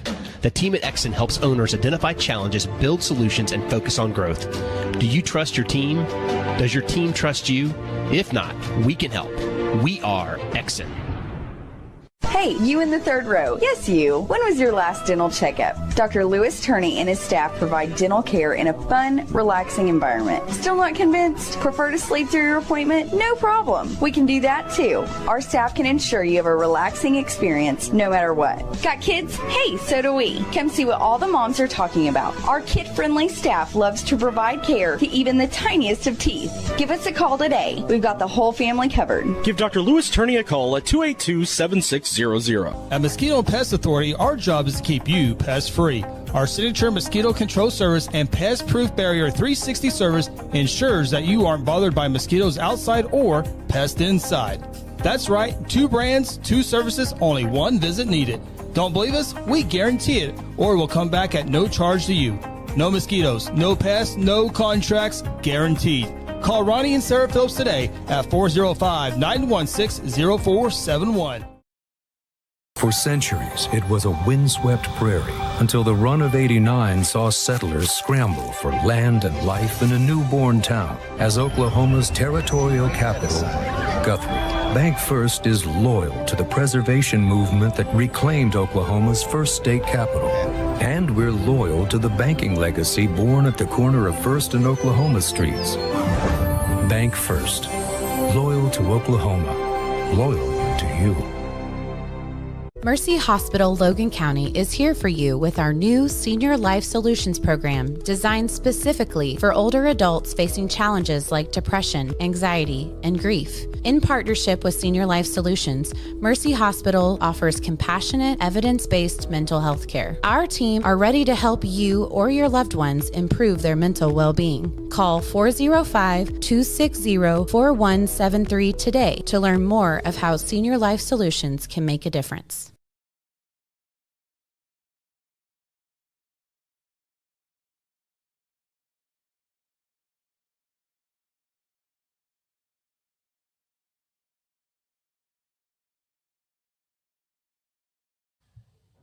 Yeah, I forgot to turn the audio on the opener on the back. We're back, though, officially. This is the High School Huddle here on this Wednesday night. Appreciate everyone checking us out on the live show. I know a lot of you have Wednesday night responsibilities. Come back and watch the replay, and we appreciate that as well. We do ask that you share this and subscribe and like, please, as we continue to build this page. There's 4 million Oklahomans. What do you think? Out of 4 million Oklahomans, how many do you think enjoy high school football? 20,000. Oh, it's more than that. Yeah, it's more than that. 20,000. Oh, more than that. Old County. Well, I said statewide. Oh, statewide. 4 million Oklahomans. Oh, 1.2? You think we can get, you think there's 500,000? A million? I bet there's a million people. A million that like high school football? That could get us a play button. Yeah. If everybody liked, everybody who likes High School Huddle, likes high school football, and they liked our show. Even if you don't like it, just subscribe just for the fun of it. Get us a play button. Yeah. What's a play button? We put it right here. It's a plaque that you get for over 100,000 subscribers on YouTube. Who gets to keep the plaque? Studio. Where's the other plaques we've won over the years? We? That's right. Now's not the time, guys. Yeah. Phil always, Yeah. We know who won those awards. Yeah. Good job, Chris. Thank you. So, wait, I didn't miss the comment. I want to get that up here real quick. He just redid it. It's okay. Bartonistic Productions ask, what's y'all's thoughts on Marlowe doing a clean wipe with Crossings Christian this last week? It was expected. I hope so. I hope they. Yeah. He also does photography. He says. Oh, awesome. That's very good. His very last comment. Yeah. You see it in there. There it is right here. What's y'all's thoughts on Marlowe and them facing Washington after talk doing about a that clean next segment. Yep, that is our next segment. Also, I do photography. Tell him, Chris. Yeah, so we didn't have anybody submit a photo. Usually, this our background is photographers around the state. We've had Hunter Shepard photography, Blake Seal photography. We've had Brent Tennyson photography. Dustin Spurrill has helped us out. Kelly Lipskin photography. And so we take those pictures and put them on our screen. So if you have one that you're really proud of that you would like to share with us, we will put it on there and give you a shout out, just like we are right now. Yeah, so, absolutely. Appreciate that. That'd be Look awesome. forward to seeing that. Yeah. Lamiga, y'all will be big one day, no doubt. Well, we were good back in the day, and then we're just trying to hang on now. So appreciate the comment. Trying to build us back up. Just trying to stay away. Building us back up. So appreciate that. Okay, so here we're gonna go with the top 5 high school huddle rankings, and this will be a chance to kind of refresh on what you guys thought through all these different classes. So let's begin with A2 football, and we will discuss what's going on there. We had some didn't Mangum Mangum got beaten, didn't they, in A? It's the wrong time to be thinking about this, Chris. Yeah, well, we didn't go to A2 football scores in our last segment. Yeah. But I think Mangum or Wewoka, which one got beat? Oh, we didn't mention Woodland Hominy. The state champions go down to Hominy, 32-16. That was a good victory for them. Easy pick. Mangum won, so it had to be Woodland not very good this it had to be Wewoka. Yes, Wewoka got beat 21-16. Definitely was a Magnum. Allen beats Wewoka. That's not a good. That's not Allen with an E in or A in? With an E. Okay. Not Allen, Texas. Okay. Allen, Oklahoma. I think Allen, Texas with an E too. Yeah. So, Regent Prep, they've been in the top 10. They get beat by Gore. I don't know what's Gore. They got a good logo. They do. The Pirates. Okay, here we go. Let's take a look at the top 10 here on the High School Huddle. We'll first look at Class A2. Tallahena, number 1. Thomas, number 2. Hominy, number 3. Mangum up a spot to number 4. And Ringling in at number 5. So Tallahena, guys, they just continue to rock and roll. Coach Kelly Gravitz and Central South Saw this past week. They beat Gore. They beat Allen. Broken Bow JV, Summit Christian, Porter Consolidated. So Tallahena's will have Wewoka in a couple weeks. So it's looking like a Tallahena Wewoka once again. Yeah. But obviously Tallahena big favorites to win their district championship there. Keep an eye on Hominy. Yeah, Hominy. Yeah, exactly right. Hominy down there in A2 District 4. Hominy now 4-2 on the year, but those losses coming to Pawhuska and Pawnee. Yeah. So a lot of teams in A2 are going to lose to those two A1 ball clubs. Victories over Cleveland, Summit Christian, Ketchum, and then the very impressive one, this past week over Woodland. So Woodland, defending state champions, out of the top 5 here on the High School Huddle. Hominy has Fairland. That's going to be a top 10 matchup this week. Keep your eye on Fairland. Fairland, the Owls. 5-1. The Fairland Owls. Ooh. Not the Elgin, but oh yeah, maybe this is a Fairland hat. Maybe it is. It's not. It's not. It's an Elgin hat. But yeah, I totally agree. Keep an eye on Fairland. They're a top 10 team there. Victories over Chelsea, Commerce, Barnesdall, Porter, Afton. So not really tough schedule. We'll know more about Fairland when they take on Hominy this week. Definitely picking Hominy to win that game. We'll see how Fairland does against a good program. So You should probably see Ringling coming on a little bit. not They got beat badly by a good Cashin team earlier in the year. Really badly. Second game of the year, 40-16. Yeah. At home. Yeah, they've won 3 in a row. Wilson, Velma, Elma, and Elmore City, Purnell. Hilton will be a good game for them, and then they finish up Red Spring. So I think Ringling will have a good chance of winning out their season because right now them and Kanawha are the 2 undefeated teams. Well, Velma, Elma, a good team in that district as well. So we'll see. I think if Fairland wins this week, I think they might jump Ringling in the top 5. Would be my I would guess. agree. Fairland got some ballers. Totally agree. We saw those. I've not seen the football team, but Ronnie, we saw the basketball team last year. We have a friend that where we're from. His son was he was assistant coach, Coach Webb. Yep. I don't know if you know who they are, but Fairland definitely. We'll talk about them here definitely this week and next week. All right, let's move on to Class A1 football rankings again. Cashin gets beat. Pawhuska gets beat. Minko, Wynnewood beats them. Here we go. Brand new, fresh A1 rankings. Get him out of here. Number 1, Rejoice Christian. Number 2, Tonkawa. Number 3, Hooker. Number 4, Wynnewood. And number 5, Pawhuska. The brand new top 5. Cashin out. Pawhuska drops from number 2 down to number 5. Minko not in the top 5. Thoughts? I think Kelly has a point. Tonkawa has the best resume. They could fight for that number 1 spot, but I would have Cashin still in the top 5. Oh, not me. I would. You would have Cashin in the top 5? Absolutely. Okay.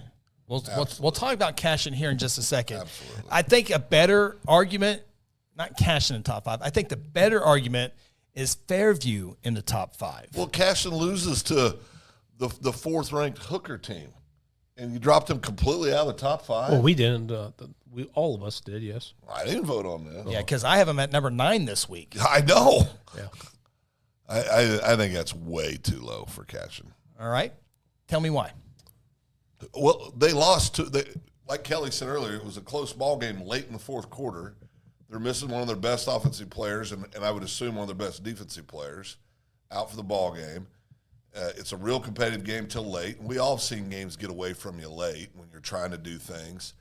You get a cheap interception, you get, just stuff like that.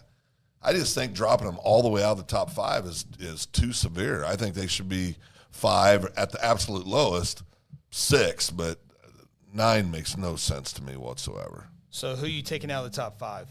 Well, I would have Cashin over Wynnewood. And after Wynnewood Pawhuska, beat Minko. Huh? I understand that. So Cashin's best victory, Hennessy, Velma Elma, Ringling probably. Merritt, Watonga, Yeah. Hooker. Oh, they lost to Hooker. Yeah, but I just think when 3 loses to 4, I don't think you should be dropped to 9. I just think that's too much. It kind of makes you wonder why we ever had them at 3. If they're going to lose now, if they lost to a team that wasn't ranked, I think that's too punitive to drop them all the way to 9. My dad always said when you start using big words, it means you don't have a real argument. So, but anyway, I would agree with you, Phil. I don't know about number 5, but I would agree with. I don't think they should go to 9. Yeah, I think not. That's Chris's poll, but yeah. No, I get it. No, I get it. And I'm okay with that. I mean, Chris studies it more than we do. Yeah, but Chris hates Cash too. That's not true. No. So here are the teams I have in front of Cashin: Fairview, Minko, and Pawnee.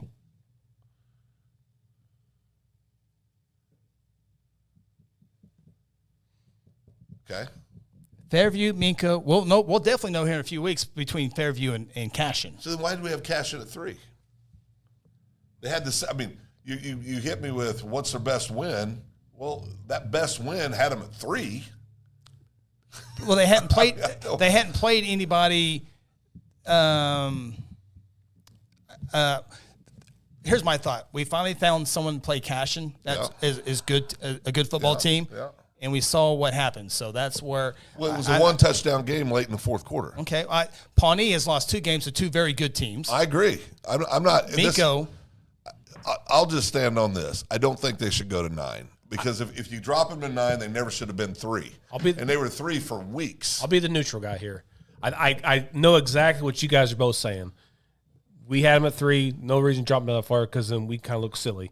Chris was unsure about Cashion because they didn't have very, very good wins. And the one time they did play, they did lose. Okay, again, it was a close game, but they did lose. So I see both arguments here. And Pawhuska loses to Tonkawa. Pawhuska was rated higher than Tonkawa, and they got dog walked by Tonkawa, and you kept Pawhuska in the top 5. You do a weekly top 10, and we can break yours down. Well, no, now it's just my thoughts. See, now you're getting defensive. No, you see that passive aggressive Chris came out. I didn't see that. I'm saying passive aggressive. I would like to see.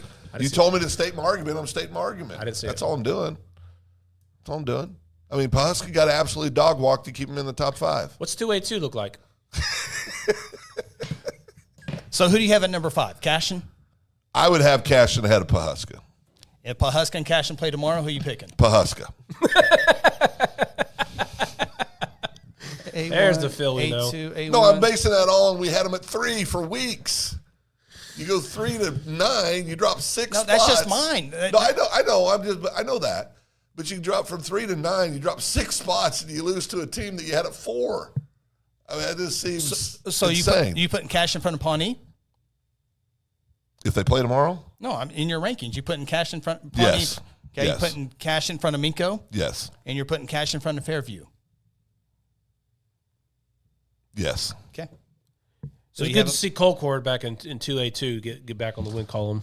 The last 2 were hard. The Pawnee and the Pawnee and the Fairview are tough ones for me to say yes to because I think those would be great ball games. I'm just basing it purely on where we had them before. That's all I'm saying. OU was number 6, got beat by an unranked team and dropped down to 14. Right. Unranked team. Cashion lost to number 4 Hooker. Hooker was number 6 last week. Oh, that's right. I'm sorry. Okay, moving on to A2 football. Robert, Phil needs a longer IFB cord clip. I'm like, yeah, it's actually gotten better, Robert. What am I can't. Yeah, it's actually gotten better. See, now people are picking on me for being a plus size guy. This is just. It's that watermelon head you got. I do have a watermelon head. Back to Phil being a victim again. Well, I am. Robert, it's gotten way better. A complete stranger attacks me. That could be Robert Allen. Friend of the show. That could be Robert Allen. You've worked with Robert Allen. Robert's a friend of the show. He's been here last, commented all bunch. He misspelled my name, too. I don't really appreciate that. That happens. Oh, okay. Grammar, please. Even though the N is nowhere close. I just said I don't appreciate it. I wouldn't be in a grammar place. Hey there. 2A2 football rankings. It is the Adair at number 1. Vian number 2. Wesley Prince and the Golston Kid at number 3. The Valiant Bulldogs way down there in southeast Oklahoma. That's a good mascot. Yeah, it is a good bulldog. Yeah, that's solid. Dibble number 4, the Demons. Remember, they beat Davis in overtime a couple weeks ago. It's perfect, Chris. Davis at number 5. Wouldn't change a thing. It's perfect. So when you look at 2A2 football, Stroud, Wyandotte, and Holdenville, I really think there's a good argument at Holdenville. They ran the table last year in the regular season, ran into a good Davis team. And then showed up. Hi, Kenny. Glad you're here, brother. Kenny made it. We were worried about you, Kenny. Kenny, I agree with you. Phil has disrespect. Yeah. I stood up for you guys. I hope you were watching when I did that. For 10 minutes, he did. It was the right thing to do, Ronnie. What were we talking about? We were talking about 2A2. Yeah. So 2A2, we go back to the district standings there. What class is that, or what district is that? When we have Salina, Wyandotte, Adair, and Concord. Is it A4, 2A4, 2A3? 2A, Wyandotte, Adair, Salina, and Concord. 4 teams that I have in my horrible top 10 rankings. I got Adair 1. I got it. There it is. So this is a fun class as well. It's just they're not playing each other except for District 3. They're playing each other. So, here a little bit, we'll get Vian Valiant a little bit later on in the season.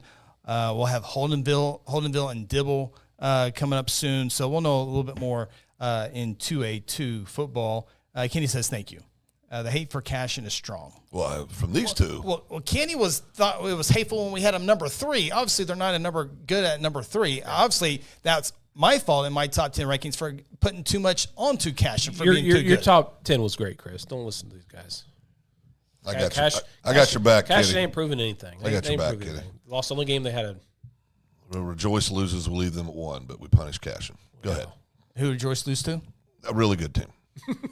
2A1 football rankings. Boy, I love spending all the time on some of the small school football. This is awesome. A lot of people enjoy it.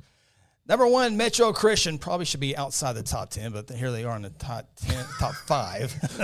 I mean, is that pushing a little too strong? That's a little too thick. A little too. It's not passive. Now it's just aggressive. Okay. Yeah. Number 2, Washington. Number 3, Jones. Number 4, Marlowe, and number 5, Kingston. So this has always been a good conversation of who should be number 1. Washington, their only loss, and we're going to talk about Washington and Marlowe because it's a big-time matchup this week in our next segment. But Washington only slipped up against Sulphur 28-19. Yeah. And Metro Christian, the Ean kid, is really, really good. So there's a good argument for Washington 1. There's an argument for Jones. A lot of people do have Jones at number 1. So it's a good argument. We'll definitely know more about 2A1 with Washington and Marlowe this week. Yeah, and I mean, listen, Washington was, 0 before they lost to Sulphur They had this year. 45-game winning streak. I mean, they're 45-1, and somebody on the panel earlier said, I don't think Washington's very good. I won't say who that was, but they're 45-1. So I was in Washington last week. I think Washington's great. Oh, no, I know you love Washington. I love Washington. Yeah, I know. Well, the only thing that really matters, they're 5-1 this year because those past games don't do anything this year. I don't think anybody cares about the Washington football game this week. The girls are playing softball. 25 years in a row, Washington has qualified for the state softball tournament. That's insane. 25 in a row. That's insane. So it's leaving Goldsby today. Goldsby to get back on I-35. Goldsby's close to Washington. I've seen and they had Washington Warriors softball signs in Goldsby saying take state. Maybe the city limit line was. Oh, no. City limits is about 10 miles that way. Really? Yeah. That's not good. So they're serious. They're serious about this. I've seen the exit signs for Goldsby. I've never been in Goldsby. Yeah. So it really does exist? Yeah, Goldsby is nice. They got some nice neighborhoods in I'm Goldsby. sure they do. Yeah. I've never been to Goldsby. Yeah, Goldsby's nice. I've seen the exit many, many times. So, Exit 104. Kenny says Chris is a Rejoice fan. I can say that he's not. No. They got good facilities. No. I would favor Rejoice Christian over Cashin. I mean, they can't beat OU. But Kenny, you got spiders? Give me a call. They're Friday. Bartonis Productions says, I got Marlowe number 1 because they're undefeated this season. Yep, they are. Who's their best win? Got a lot of undefeated teams. Yeah, so we can look at it because it is one of our top 10 games of the week. It might be in the top 3. Might be in the top 2. Yeah. Might be the top game of the week. Marlowe, North Rock Creek, Chickasha, Mustang JV, Lindsay, Lexington, and Crossings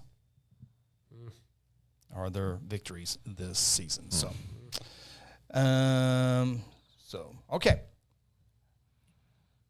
Oh, Hunter with the stop location. Got to check out Libby's Cafe if you ever go to Libby's. Yep, Libby's right there.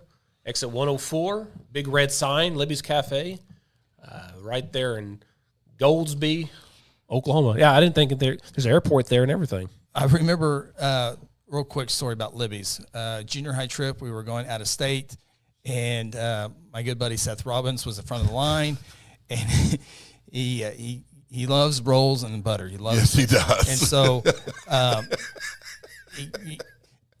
I don't know which way it is. Anyway, his receipt was this long. And we're like, what? Because he grabbed a bunch of butter to put them on there, and they started charging like 5 or 10 cents for each butter. And everyone behind Seth was like, put all their butters up. That's my Libby story. So Seth does love rolls of butter. Maybe they're not charging for butter at the Libby's there in Goldsby. That's funny. So thank you, Hunter, for that recommendation. So, okay. So we got 2A1 rankings, so we'll see how that falls out. Okay. Class 3A rankings, grilled catfish, always one of my go-tos there. Grilled catfish? Hunter loves some food, but he has the best breakfasts of all time. That's his favorite meal. Just going off his photos. Phil, have you ever had a grilled fish before? Why would you grill a fish when you can fry it? That's what I'm saying. Yeah, no, it's ridiculous. That That's sounds serial killer stuff there. Fry that fish. All right, Class 3A football rankings. Number 1, Lincoln Christian Bulldogs. Number 2, the Sulphur Bulldogs. Lincoln Christian wins the logo. Yeah, they do. Okay. Yeah, they do. You know, the Bulldogs is the biggest mascot in Oklahoma. Bulldogs, Eagles. Yeah, Bulldogs number 1. Yeah. There's more Bulldogs in A Oklahoma. lot of Wildcats, too. A lot of Wildcats. Yeah, a lot of Wildcats. Heritage Hall, number 3. Holland Hall, number 4. And Perkins back in the top 5. Seminole had that spot last Gone. week. Forever. They deserve it. Gone. They're not in the top 10. And so, yeah, those are the 3A rankings. And, man, I've said this before. I do feel sorry for a lot of those towns. Perkins, Stigler, Seminole. Yeah. With the Lincoln Christian dominance. Yeah, just make a 3A1, 3A2. It's coming. It would be so frustrating. Yeah. If your team was in that class. It's insane. It would be so frustrating. It's the same thing as 6A1 used to be. Oh, speaking of which, 6A. Yeah, sure. I was doing some stuff on TikTok, and someone asked a question, and I looked. So right now, Lincoln Christian enrollment numbers have them as a 2A1 class. Of course, with their success, they get bumped up a class. Mm-hmm. But they're close to getting down to 2A2 numbers. So we could see Lincoln Christian possibly. The official numbers are in. It doesn't mean they're extremely close from dipping down into 2A2. Well, that wouldn't be fair. And then that would obviously bump them up to 2A1. That would 2A1 becomes really freaking good. Now they might have a bigger enrollment and puts them up further, but there's a chance whatever the numbers come back with. So I say skip all this stuff. Put them in 4A. I was going to say, so if let's say the OSA tried to do that and they lost the court. Yeah. But let me ask you this: hypothetically, if they were 4A this year, where would you have them ranked? Number 2. Yeah. Number 2. Yeah, right behind Elgin. Behind Tuttle. Right behind Elgin. Right behind Tuttle. Right behind Elgin. I almost feel like that was a setup question. Productions. I have a relative that goes to Lincoln Christian. Yeah, and hey, great school. If you want on our YouTube page, talk to Doug Nelson, a big Lincoln Christian guy. That's a good podcast if you want to check that out. Okay, let's get to Class 4A football real quick. That's really my only thought. The frustration that 3A schools and they have shared those. Kingfisher, another town. Yeah. A lot of these schools have shown outward their displeasure of being in that group because that's where a good host of all the no question. Lincoln Christian, Heritage Hall, Holland Hall. Yes. Just to name a few over there. So. Great football. Yep. Can't take away from their. I mean, they do have good football programs. It's just it is what it is. Yep. Okay, Class 4A football rankings. Can't remember if there was any changes or not. Let's take a look. There not be. Elgin, number 1. Tuttle, number 2. Ada, number 3. Perfect. Salisal, number 4. And Cushing at number 5. You did good, Chris. That was as good as it gets. Yeah, that's perfect. So I can't remember who we had there last week, but I can tell you. You're going to do it, aren't you? No. I mean, I do have Tuttle number 1 in my personal rankings. You got it, guys. Elgin, I get that. Elgin 20-game winning streak. Yeah. Pretty darn good. I do have Broken Bow at number 5, not Cushing, but Cushing has, and we'll talk about Cushing. Where do you have Cushing? Number 6. Oh, yeah. So, but I really do like the Cushing team. We'll talk about Cushing here in a little bit. They do a really good job. I'm looking at Chris's screen where he has his rankings. That's a really strong top 8. It really is. Yeah, it's really strong. And Fort Gibson and Poto just basically switch spots. 1 through 9, I have Fort Gibson, but Poto Yeah, they're good teams. So, 1 through 8. That's what I'm saying. They're very good Yeah, teams. they are. Yeah. Yeah. You don't want to see them in the playoffs. No. You don't want to see them in the playoffs. No. So, yeah. Okay, so we'll take a look at Class 5A football. Really, not a whole lot has changed in the top 5. It's a good conversation after that, though. We had a conversation. We did have a conversation about Class 5A football. Here are the top 5. Nothing's changed.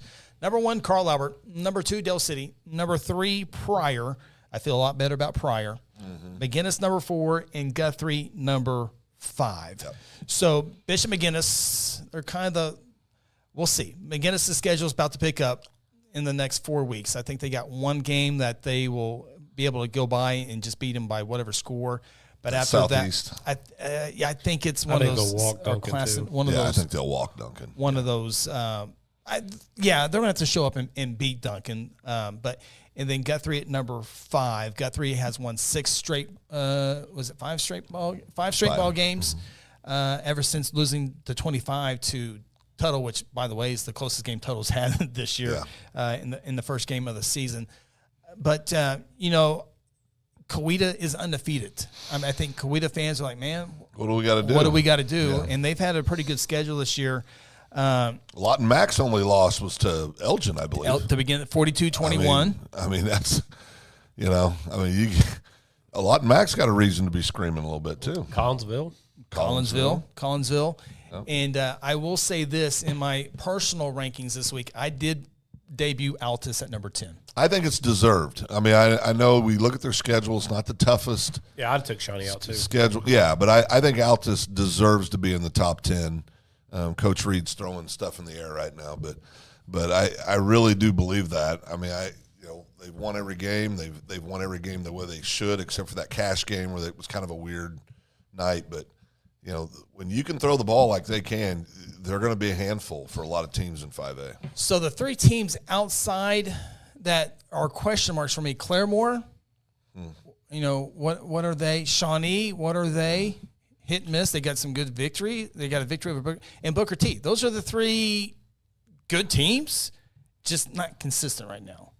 Not consistent at all. You don't know what you're getting from one week to the next. So, I mean, you can definitely have an argument for them somewhere in the top 10 as well. So, no doubt. Jared Williams says, let's go. I think he's happy about those 4A football rankings. Townbally says, what about seeding teams 1 through 16 for playoffs instead of by district finish? This is a conversation, I think, in football playoffs as well, or NFL. Reseeding once the season is over with. I like the reseeding, but who's going to do the reseeding? Who's going to do the rankings? That's the thing. The coaches do that. Yeah. In softball. That's what I'm saying. I don't like coaches doing the reseeding because there's always subjective. They would always do things above board, right? Yeah, that's a good question, though. It is a good question. They should put a committee together like us 3 and come up with those rankings, right? I should probably lead the committee. Oh, no doubt. Best record. Cash in 1, Bixby 2, Jinx 3. Cash should be 3. He's back. Cash should be 3. Back at 3. We get him back there. I like the 3 hole for Cash. Cash. Yeah, absolutely. Yeah. So right behind Tuttle, right behind Elgin and Bixby. So I think that would be intriguing if that were to happen. Yeah. No, it would be. And it would probably, like you look at Class 4A, the 4A4 and the 4A3, those are great 8 teams, and they're going to be playing each other, and they're going to be eliminated. There's some other classes or other districts that match up with that as well. So, that's a good question. I would like it just because we've seen in the last several years the championship game being played in the semis. For years. We've seen it. We've seen that for a long time. We've seen it for a long time.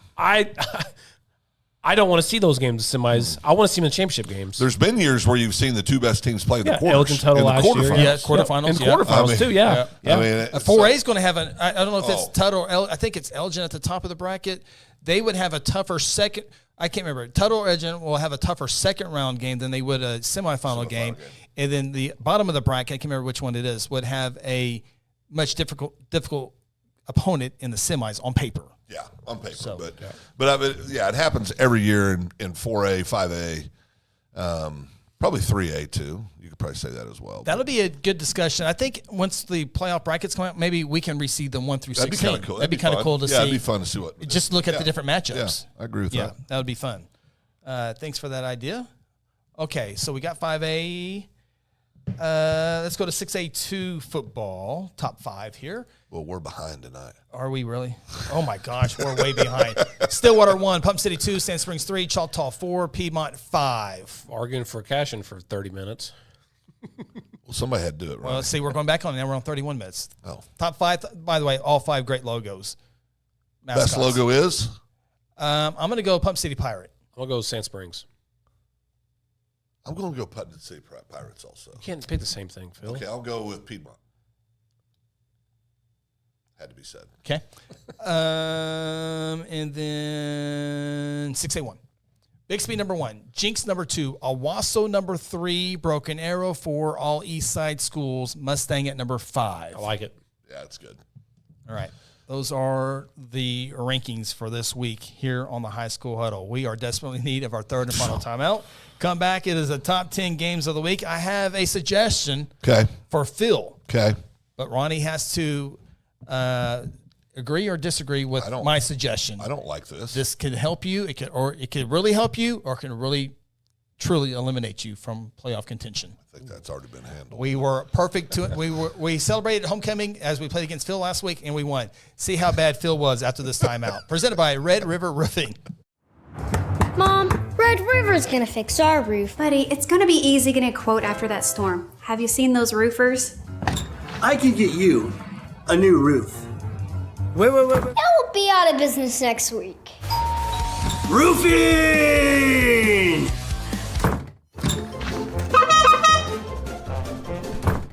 Let's quit messing with these clowns and call Red River Roofing.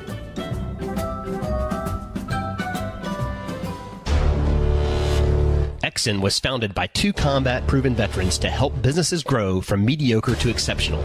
We know from experience that your culture and trust throughout the organization drive superior performance. Most business owners focus on the urgent rather than the important.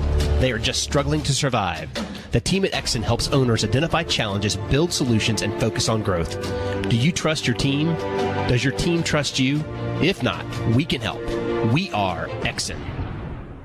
Hey, you in the third row. Yes, you. When was your last dental checkup? Dr. Louis Turney and his staff provide dental care in a fun, relaxing environment. Still not convinced? Prefer to sleep through your appointment? No problem. We can do that too. Our staff can ensure you have a relaxing experience no matter what. Got kids? Hey, so do we. Come see what all the moms are talking about. Our kid-friendly staff loves to provide care to even the tiniest of teeth. Give us a call today. We've got the whole family covered. Give Dr. Louis Turney a call at 282-7600. At Mosquito and Pest Authority, our job is to keep you pest-free. Our signature mosquito control service and pest-proof barrier 360 service ensures that you aren't bothered by mosquitoes outside or pests inside. That's right, 2 brands, 2 services, only 1 visit needed. Don't believe us? We guarantee it, or we'll come back at no charge to you. No mosquitoes, no pests, no contracts, guaranteed. Call Ronnie and Sarah Phillips today at 405-916-0471. For centuries, it was a windswept prairie until the run of '89 saw settlers scramble for land and life in a newborn town as Oklahoma's territorial capital, Guthrie. Bank First is loyal to the preservation movement that reclaimed Oklahoma's first state capital. And we're loyal to the banking legacy born at the corner of First and Oklahoma Streets. Bank First. Loyal to Oklahoma. Loyal to you. Mercy Hospital Logan County is here for you with our new Senior Life Solutions program designed specifically for older adults facing challenges like depression, anxiety, and grief. In partnership with Senior Life Solutions, Mercy Hospital offers compassionate, evidence-based mental health care. Our team are ready to help you or your loved ones improve their mental well-being. Call 405-260-4173 today to learn more of how Senior Life Solutions can make a difference.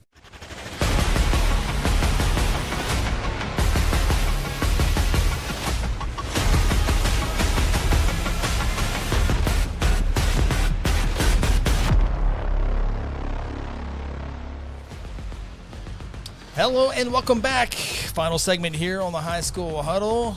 Don't forget, subscribe and like, please, on the YouTube page. Please do that. And if you've already done that, go ahead real quick, hit that like button. No, subscribe. We need a play button. We want a play button. Have you hit your like button on your? I don't know how to do it. Okay. Thought that counts. Get a play button. We want a play button. Yeah, that would be. How do you do that? Take the comments down for a second. Oh, I don't know if I want to do that. Just a second. Okay. Hit the X then. Hit the X. Hit that like button right there. I already did. The thumbs up. Thumbs up button. I mean, yeah. Oh. There you go. Okay. All right. We are running extremely late here. So here in just a few moments, we will talk about how we did last week, and I have a I don't really think we need option to do that. to give Phil. The nuclear option? We should probably just move on through Games that did not make the top 10 this week. Altus at Noble. Oh, Altus. Noble has had a tough part of their schedule still to go. This is where I shine, the unofficial games. Duncan at Bishop McGinnis. McGinnis. What about? I want to talk about Altus Noble. Yeah, absolutely. I think I want to see who's going to pass for more yards. Altus. I don't know. I do. Noble threw for a lot of yards against that Guthrie defense. And that wide receiver had over 200 Sure yards. did. Yeah, receiving. If you want to see some passing, go to that That's game. a good game That's to a pretty watch. good game to watch. Yeah. You like passing. This is an important game for Altus if they want to have that 2 or 3 spot. Yeah. I guess they're still thinking 1 spot 2 undefeated. Or if they want to stay in the high school huddle top 10. Or yep, that's Or true. most importantly. That's exactly right. Yeah. Duncan at Bishop McGinnis. Duncan has beaten the teams they're supposed to and probably have lost to the teams they've should have lost to. Yeah. McGinnis. Yeah. Oh, that game's at McGinnis. McGinnis had the week off. I'll go with the Fighting T-Freds. McGinnis is going undefeated. McAllister at Bishop Kelly. McAllister started off 0-4, but Bishop Kelly had a 17-point lead against 17-point lead against McGinnis. Had a chance to win a kick a game-winning field goal to beat Coweta. Kelly's been there. They just do we have to pick? I mean, I don't even want to say about this game. It's McAllister and Kelly. Yeah, it could be a playoff spot. 4 years ago, I'd be ecstatic about this. Yeah, I know. It's been so bad for both teams this year. Yeah. Now, El Reno, not sexy, but very important for both programs as they try to win this game to stay in the playoff hunt at the number 4 spot. Yeah. In 5A2. Lawton. Bethany at Hera. Hera. Bethany. I like Bethany. Go Hera. Yeah, this is a good one here. I think Hera is a team that's on the rise. Bethany has been there, but down a little bit this year. I'm gonna go with Hera to win that one. That would be a fun game to watch. Blanchard at Ardmore. This is another important game for playoff seeding. I'm actually gonna go Ardmore. I want to go Blanchard. I just can't. Why not? Because I saw him live. Yeah, Ardmore. I like Ardmore. I like Ardmore. Give me Blanchard. Okay, you got Blanchard. Going on a limb. T-Fred is asking about McGinnis and Duncan. We've just got done talking about that. Pay attention, T-Fred. Elgin at Weatherford. Well, yeah, Elgin by 100. Elgin. Weatherford, are you? They might not even show up. Don't even show up. Well, there's not even. We don't even. Elgin by 1 million. We don't have a Weatherford hat. Yeah. So how can we pick? Ooh, and Owls versus Eagles. Well, Owls are smart. Owls are very smart. Eagles soar. I do. They just fly around recklessly. You don't know what's going on. I got big energy. He's going to go for about 300 yards rushing. Yeah, about 5 touchdowns. Yep. Ritzenmeyer, 300 rushing, 5 touchdowns. Maybe 6. Maybe 6 touchdowns. Weatherford. That game's in Weatherford. Elgin's got to make the drive over. No home field advantage in high school football. All right. Adair at Concord. Adair. Crescent at Cashin. Warren on 74. Cashin by 100. Give me Crescent. You're an idiot. If Cashin loses this game, Tigers. Go Tigers. I got more customers in Crescent. I do Cashin. Well, I understand. Go Tigers. I got a few in Cashin, but if you want more, maybe you should pick Cashin once in a while. well, if they win, if Cashin loses this game, are they out of the top 10? out of the top Yes, 20. out of the top 20. Yeah, Cashin should be pretty big favorites in this Yeah. ball game. Hominy at Fairland. Hominy big victory over Woodland last week. Fairland on the rise. I just think Hominy's been there and done that. Fairland's the newcomer. Yeah, I'm going to go Hominy. Hominy. I'd like to see Fairland win that game. Yeah, it'd be fun. Jinx at Deer Creek. Can KD Jones go over 200 yards? He could. No, because he's not going to play much in the second half. Oh, okay. Enid at Bixby. Oh, this is an intriguing game. I'll take Enid and 92. 92 points. Yep. The over-under, so you would take the over. The over-under 70. Oh, over. Over. Yeah, Taking the over? Yeah, over. Yeah, I'll take. Even though Enid's not going to score, but yeah, I'll take Enid. Well, now, and that may not be over. It has because, like a 69, 68 yeah, feel because to it. or even like a high 50 deal, because I do think that they're going to try to rest some kids. yeah, They're going to do a lot of stuff. and their fourth string will still No, dog walk still Enid. score 50, 60 points. Yeah. I understand, but Yeah, But, You're not going to get those You know kids what? I'm not- going to go under on it. I'm going to go You're not under. going to get those kids to stop playing. Especially, Ponca at Sapulpa, very important game for both teams for playoff seeding. And then Douglas at Elk City.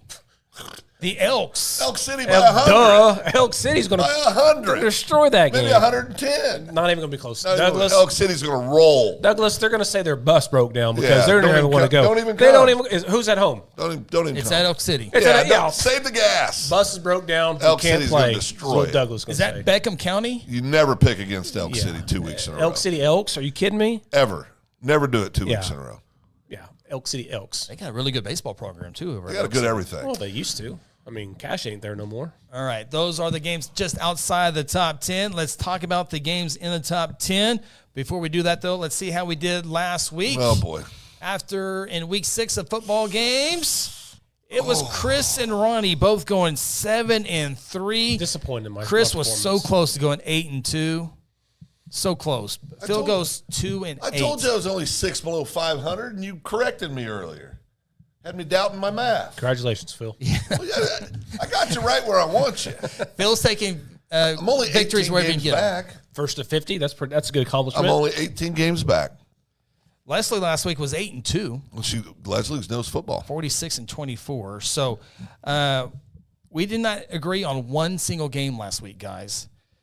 Phil won his 2 games. This is who he won. They were outstanding. You beat Hooker to beat Cashin. I know. What's wrong with that? Your number 3 team.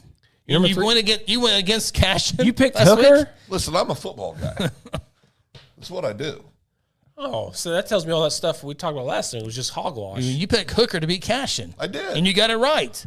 Thank you. Maybe I should listen closer to you. You probably on should. A1 football. You probably should. Booker. You also picked Booker T. Washington to beat Bishop Kelly. Out the gate on a Thursday night, 1-0. 42-14. I think it was the final. Wasn't even there. close. Now here are the games that Chris won. Oh boy. Perkins. I picked Perkins over Seminole, and Ronnie picked Grove over Fort Gibson. So Grove and Fort Gibson. Fort Gibson scores a touchdown to pull within a point. 29-28, less than 30 seconds. Fort Gibson says, "Go in for 2." Go for dose. And they're tackled at the 3-yard line. I should have ran behind that big offensive lineman. They probably did. Yeah, They Cooper probably did. Hackett. Yeah, So I lost that one by 1. Yeah, you lost that one by 1. I lost the Jinx game by. I got that right here for you, Phil. I did some math for you. Oh no! So here are the games that Phil lost. He picked Mustang to beat Jinx. That wasn't a bad pick. Only lost that game by 7 points. Wasn't Phil. a bad pick. It's a good one, Phil. Wasn't a bad pick. You also This is a picked loss. Claremore to beat Pryor. That was a bad pick. That was a really bad. That pick. was a That was a terrible. Pick. That was Pryor won that Horrible one by pick. 31 points. That was a horrible pick. Okay. You also picked Hominy to lose to Woodland. That wasn't a bad pick. I mean, Woodland's defending state champs. Hominy beat him by 16 points. No, I know, but I'm just saying it wasn't out of the. Okay. Yeah, what a great pick. You picked Shawnee to beat Coweta. I did. Yeah. Did I really? Coweta won that game by 24 points. Why did I do that? I don't know. Okay. You also picked Bethel to beat Kingston. Yeah, I got a little caught up in the moment. Kingston won that game by 29 points. Yeah, I know. You also picked Kingfisher to beat Heritage Hall. Yeah, that was a little out on the limb. That was aggressive. Heritage Hall won by 19 points. Well, that wasn't as bad as it could have been. You also picked Seminole to beat Perkins. That was my Bad worst. pick. That was the Bad worst pick. pick. Worst of the pick of the week, Of yeah. the week. Perkins won that game by 37 That was points. the worst pick of the week. Terrible. Terrible. That's terrible. And you also picked Grove to beat Fort Gibson. No, I didn't. No, I you picked Fort Gibson to beat Grove. Yeah, sorry. That's right. You only lost that by a point. That wasn't bad. Add all your scores up, Phil. Yeah. You're minus 110. Oh, minus 110. that ain't very good. Okay, so here's my question. Okay. Here's my going into the top 10 games this week. Okay. In Chatsville, you let us know. You let us know what you think. So here's looking at the records. Phil is 32 and 38. We get it. Okay. Jeez. Phil, if you on purpose try to go 0-10 this week, we'll give you credit for 10 victories. But if you go 1-9, it goes against your loss. So if you go 1-9, you'd be 33 and 47. So you want me to go for 0-10? If you go 0-10, we will bump you to 42 and 38. That's the question for Ronnie and Chesfield to decide. Phil, hold on before we get to Ronnie. I'm Phil, excited right now. Willing to take that on? Yeah. Okay. Yeah, absolutely. So if he goes 0-10, we'd give him 10 victories. That would make you 10-0 for that week. You would be 42-38. But if you go 1-9, 2-8, 3-7, that record stays. Yeah. Ronnie? I mean, are we serious anymore? We're trying to get him to go 0-10. T-Fred says no. Well, I don't care what T-Fred says. He can go 0-10 without this bet. That's true. I have it in me. So I have it in me. So Phil's gone 2-8 twice this year, which was never happened before in the history of High School Huddle. He's done it twice. No one has ever gone 1-9, and no one has ever gone 0-10 Thank you. on this show. Thank you. I think it would be easy to go 0-10. Jared says yes. Give him a shot. Thank you, Jared. Give me a shot. It would be hard to go 0-10. I think I can do it. I think it's easier to go 0-10 than it is 10-0. It's the same thing, Chris or Ronnie. Kind of is the same thing. It's the same thing. I guess it's the same thing, but it's not easier. I think it is. It's easier. Okay, it's easier to go 9-1 than 1-9. You're just being obstinate. I think it's harder to go 10-0 than absolutely. Yeah. It's the same thing. Dallas says do it. It's the same thing. He can win this bet, and he's still only got 42 wins on the season. That's so right. That's right. It's not a big deal, Ronnie. I just think it's stupid. My picks are stupid every week. What's different? Well, it's just different because we talked about this before the game, and you asked, and I said, I think you should be serious this week, and now we're rooting for him to go 0-10. But if I pick 0-10, that means I got them all right. It's the same as going 10-0. Exactly. Yeah. You got nothing to lose in this. Oh, I'm not worried. Yeah, I'm not gonna. Yeah. Well, then shut up. Just say yes. No, he's trying to tell me what to do. I'm saying no now. Townbley says, what? Oh, no, sorry. We did that one. I got to get back on here. Says over, under, and each. Stand by. Oh, boy. Got to pick the over. No. Stand by on that. Okay. New graphics this week. Oh, yeah. Ronnie, yay or nay? Sure. Okay. He's not going to do it anyway. He's not going to go 0-10 anyway. Why couldn't I go 0-10? It's so hard to go 0-10. I think I can do it naturally. Okay. To Ronnie's point. So it is on. If you go 0-10, you get 10 victory points. And I'll be the first guy to go 10-0 in the year. Okay. You would? Yep. Yeah. Expect the cake. All right. So here we go. Everyone should help the I'm trying to go 0-10. Chris Devine, everyone should help the less fortunate. That's right, Chris. Thank you. Okay, with that being said, we have brand new graphics this week. And they're going to work? They are going to work. Okay. And so everyone knows that Ronnie never picks the underdog. That's not true. He hasn't been on a limb once. He hasn't been on a whatever. limb since he was 6 years old. That is so Last time he was on a limb, he was 6 years old. Put the records up again. What are you talking about? So I've lost 20 games this year. It's the safe pick every time. It's not the safe pick. Every time. There's no... Like that crap Tony brought up last week about who's the favorite. That's all garbage. Nobody looks at that crap. So with that, and we appreciate all the letters that you guys write and messages. Appreciate every one of those coming in. You inspired me to come out with new graphics this week here on the High School Huddle. You've been busy. Not as busy last week. You said I worked too much last week. So you did work too much. I cut it back. It was ridiculous. You worked 28 hours last week. Cut it back this week. So here are the brand new graphics for game number 10. And as you will see, they look normal, but there they are. You see the records on the bottom now. You see the records. The top is now the Massey's ratings. They are a neutral site, and they have the hell's a Massey rating? I've never heard of them either. Okay, it's pretty popular. Can that be the Mosquito Authority ratings? That for a price, and price. You can have presented by whoever wants to have that purchase down there. that. It's too little. That's all right. Give it to Huskies. It's there the entire time. So the Massey rating is a neutral. There's some that like, oh, that's dumb, but they're pretty close. I can't remember. T-Fred told us that somebody was going to win. Massey's had them by 29. I go, that's stupid. And they won like by 28. So Kenny likes them. So Holdenville is a 24.5 point dog to Dibble. Yeah. I don't know. I don't agree with that. And I'm picking who's going to lose, right? Yeah, you got to go 0-10. Oh, and you gave him a roadmap with the Massey ratings.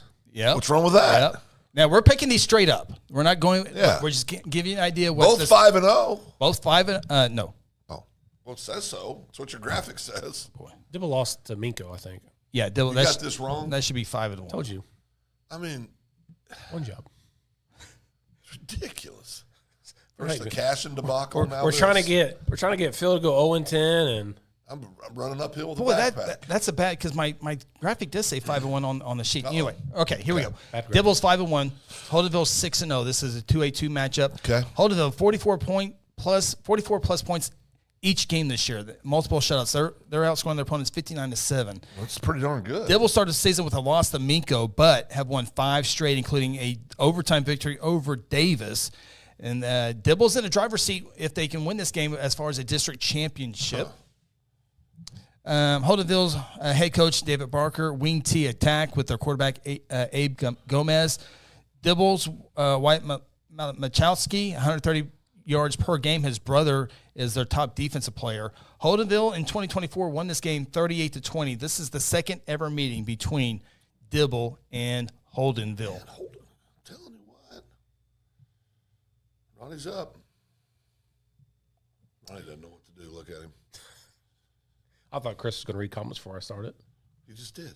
So, yeah. What's that? Oh, so Dallas goes Holdenville. Kenny goes Dibble. Kelly goes with the Dibble Dallas went Demons. Holdenville? Mm-hmm. I guess just gained a game on him. So Holdenville, the favorite at home by 24. I would take Dibble in points. Holdenville's not the favorite. They're the dog. Holdenville is the dog. My bad. Minus 24.5. My bad. Yeah, so Holdenville gets 24.5 points to start the game. Correct. That's Dibble's my new favorite small town that I've been to this year. Okay. Give me Dibble. Dibble Demons. And I'm picking who I think is going to lose. Yes. to get you back into the rankings. Yes. Holdenville's 5-0. They won the game by 18 last year. Oh, it's so easy to go 0-10. Yeah, Holdenville won 38-20. And I want to pick who's going to lose. Give me Holdenville. Just do what you normally do, Phil. Okay, thank you. Holdenville. Holdenville. All right. I will go with Holdenville as well. I can't believe I'm agreeing with Phil, and it burned me last week. You're not. Well, that's true. That's true. Yeah, that's okay. Yeah. Jeez. I got this all backwards. I'm here for you, bud. Okay. Thank you. All right. Game number 9. Ooh, Tigers -7.5. Says minus 24 is the favorite. Yeah, they are the favorite. I think I'm going to misspoke. That's probably what we get. Wagner at So Cushing. I went on a limb. That's what they're saying. Thank you. And I'm now 1-0, according to this. Yeah. Wagner at Cushing. Wagner 3-3. Yeah, see, all the bottom graphics are not matched up right. So just ignore those. That's all right. Wagner 3-3, 2-1 in district play. Cushing is 5-1, 3-0 in district play. This is a 4A3 matchup. 7th meeting since 1981. Wagner won the last 2. They lead the series 4-2. Cushing, battle tested. Yeah. Berry Hill, they won. Bristow lost that game. Beat Perkins, beat Grove. Quarterback Roman Tucker, linebacker Kellen Fry, and head coach Rusty Morgan. Kellen Fry is a big-time defense player. He can play on any level of high school in all classes. Wagner's first-year head coach, Kimes Gilbert. Remember, he came over from Chisholm after Coach Condit went over to Muskogee. They graduated a lot, had some transfers out as well. So let's see here, 4A4 versus 4A3. How about these potential first-round matchups? 4A4 versus 4A3. Poto at Cushing, Broken Bow at Grove, Fort Gibson at Ada, Wagner at Salisaw. First-round matchups. Wagner Salisaw will be a good game to watch. Yeah. All right. Wagner and Cushing. Ignore the records. Those are Give not me correct. Wagner. Phil's 2-0. He's going to have his best week of the year. I'm going to go 10-0. Because you're picking who you think's going to lose. Yeah, I'm going to go 10-0 this week. So that means he just gets 10 wins anyway. Correct. I'm going Cushing. That's how I'm going. Cushing. Yeah, I can't lose in this. You really can't. No. Thanks, Chris. You're welcome. And all Unless of you them go are 1-9. All right. Game number 8. Again, ignore all the records. They're not putting the system correctly. Game number T. Fred, Dallas, Jared, Town, Leslie going with Cushing. You and Kenny agree with Wagner. Kenny's a smart man. Phil, every time somebody agrees with you, that goes against your odds. It's Kenny. That's true. Yeah. Collinsville -17.5. Claremore is at Collinsville. Good old 5A4 matchup. Many think this might be the battle for number 3 and 4. I think prior Dale City probably 1-2. Many think this might be 3 and 4. Claremore is 5-1. Collinsville is 5-1. Both teams are 2-1 in district play. Loser may finish 4th in the district and versus the 5A3 district championship winner. Claremore quarterback Kellen Gage, 64-105 for 993 yards, 12 touchdowns. Collinsville's quarterback Carter Vaughn, 90 of 118 for 1,303 yards, 17 scores. Claremore running back Cecil Garrett IV, like that, over 1,000 yards rushing now this season, 15 touchdowns. Claremore last week lost the prior 51-20. Let's see here. What else do I have? Hudson Lee, big catch last year in this ball game to set up the game-winning touchdown with 26 seconds as they won that game 21-14. Collinsville running back Scott Rigby, 676 yards, 10 touchdowns this year. Collinsville leads the overall series 12-7. However, Claremore has won the last 2 matchups. Dallas will excuse himself for this one. We will allow that. T-Fred goes with Collinsville. Town goes with Collinsville. Jared Williams goes with Claremore. Leslie, Collinsville. Kenny, Collinsville. I will go. I'm first, right? Mm-hmm. I will go with the home team. I will go with Collinsville to win this ball game. I got the red team.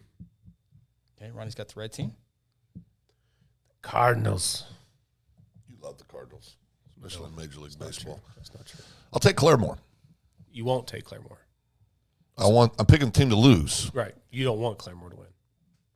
Claremore's going to lose. Right. Now, if he goes 10-0 with 10 victories. That's what I just talked about last time. 0-10? No, it's 10-0. He loses 10 games if he goes 10-0. He's never gone 10-0. That's true. I have won 10-0 since before. we've been doing it in this format. Oh, okay. All right. He's never had a graphic. Game number 7, ignore the records on there. Wyandotte 6-0, 3-0 in district play. Salina 5-1, 2-1 in district play. This is a 2A2 District 3 matchup. Salina dropped to Adair earlier this year. Loss could put the Wildcats on the road for the first round playoff. Head coach Scott Harmon for the Salina Wildcats. Playoffs last year after missing 3 straight. He's come in and done a great job with this program. Only giving up 50 points outside of Adair.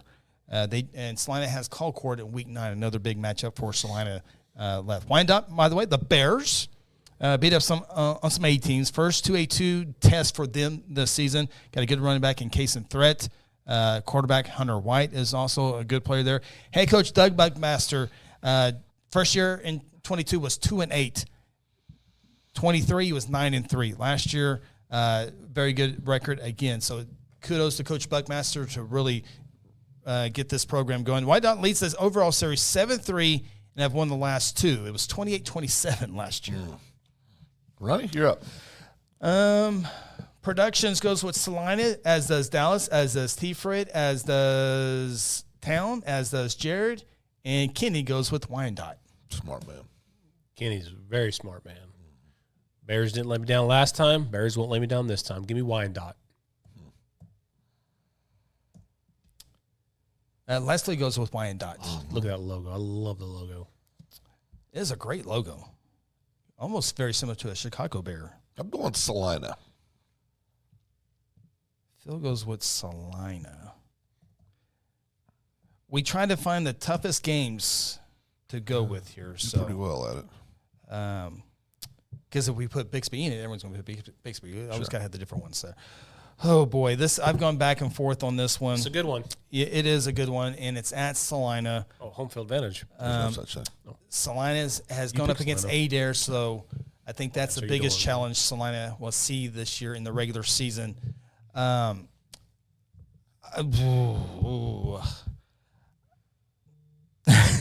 don't know what to do on this. I really don't. Go with Phil. If you go with Phil, you're going against Phil. Correct. So you got that going for you. Yes. You know what? I'm going to do it. I really like Salina in this game. I really do. Ronnie out here on these limbs again. Yeah, out there. 3 times. You're on a twig. 3 times this game, this session already. So this new format is helping you out, Ronnie. What? How's it help me out? Well, you're not. I don't believe in that crap anyway. That's my foot and toe. It's okay.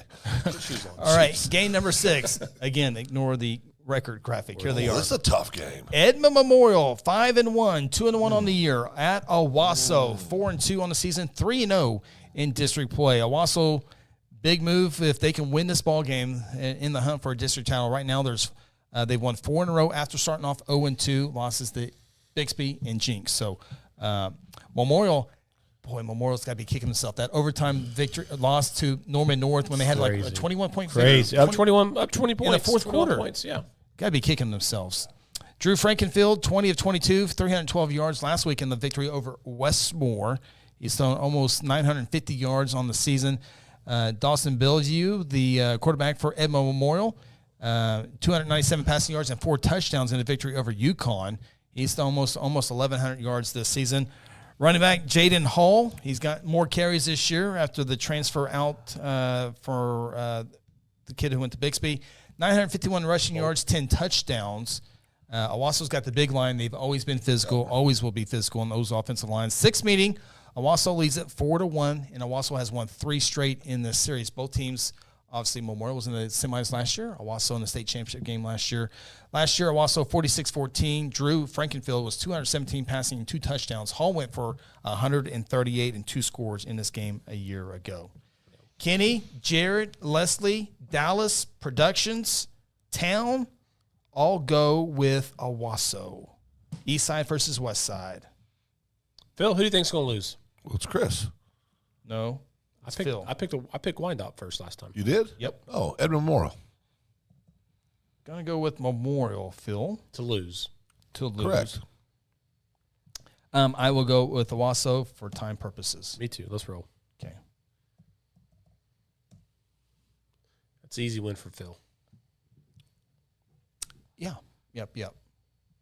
Let them populate here.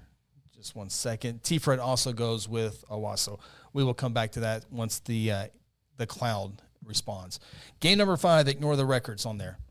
Broken Arrow, 4-2, 2-1 in district play. Same identical record as Norman North. 4-2, 2-1.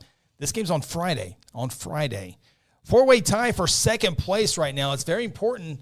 You finish in the top 2, you get a bye. Union stopped Norman North's 4-game winning streak last week, 51-30. Didn't see that one coming. Quarterback for the Tigers, Jeremiah Satimba, 66 of 103, 944 yards and 8 touchdowns.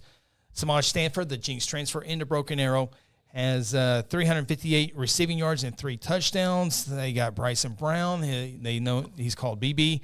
Noah Gillespie, also very good for the Owasso. Norman North, sophomore quarterback Nash Henry, almost 2,000 passing yards already, 18 touchdowns. Of course, he's got Mason James, the one of the top receivers in the state, 263 receiving yards, 4 touchdowns. They also got a great tight end in Ben Kolar. Very good, very talented offensive ball club. Norman North won this game last year, 47-28, and what a big turnaround for both teams this year. Remember, Norman North started off 0-6 last year. We're like, what in the world's going on? So both teams have done a great job of turning things around. Norman North has won 4 of the last 5 in this meeting. Now it's Chris. Now it's me. So Tyler's going Norman North. Productions is going Norman North. Dallas, Jared, Leslie, all with Broken Arrow, and Kenny also with Broken Arrow. Time purposes, I will go with Broken Arrow. Yeah, I don't know how Norman North's going to get over that loss from last week, just getting throttled by Union. So give me Broken Arrow. Norman North. If you're just tuning in, Phil's picking teams that he thinks will lose. We're picking winners. Phil's picking losers. Because if he goes, What I've been doing all year. If he goes 0-10, he goes 0-10, he gets to go 10-0. Let me see something real quick. What if I go 9-1? Okay, so then you're 9-1. Yeah, no, you can't lose unless you go 1-9, or 2-8, or 3-7, or 4-6, which has been consistent. Okay, there's game 6 officially on the screen. Game 5 officially on your screen. Game number 4. The Hooker Bulldogs, who got lucky last week. Ignore the records. Both teams are 5-1. Both teams are 3-0 in district play. This is an A1 match. This is a fun district. It has been for years. Hooker, Fairview, Cashin, Crescent. Always been fun. Hooker, 49-28 over Cashin, although it was 35-28. And then Cashin just gave up. Passive aggressive. Justin Palacios, he's a junior this year, 259 rushing yards last week. Quarterback Kellen Robinson, 207 rushing yards last year, 6 touchdowns last week for the Bulldogs. Hooker last year won this game 38-7, 361 rushing yards in this ball game. This is a rematch of the 2003 state championship. Fairview won that one easily, 34-8.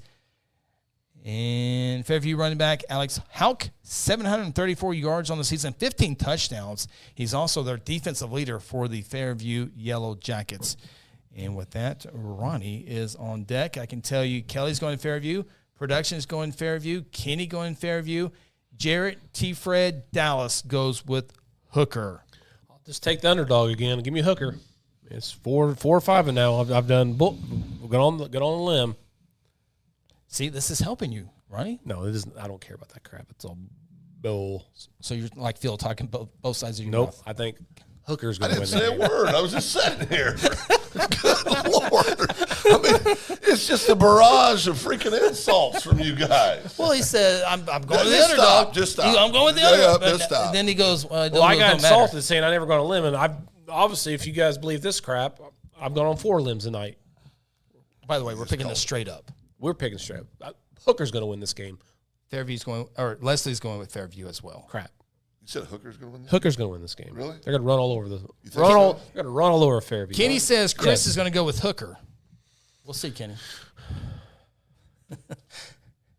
Phil's never put so much thought into these games until this week.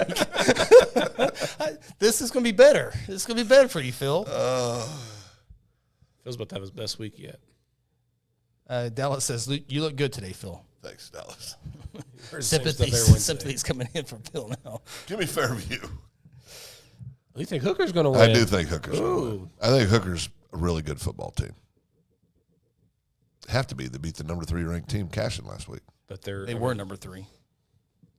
Poor Phil. You're right, Kenny. So Fairview, you're going to like this because every time this year I pick the other teams to beat Fairview, and Fairview's won. So congratulations, Fairview. I'm picking Hooker to win this ballgame. I've struck out on Fairview all season long. So, Kenny, you are correct. I just like the running game between the quarterback and the running back.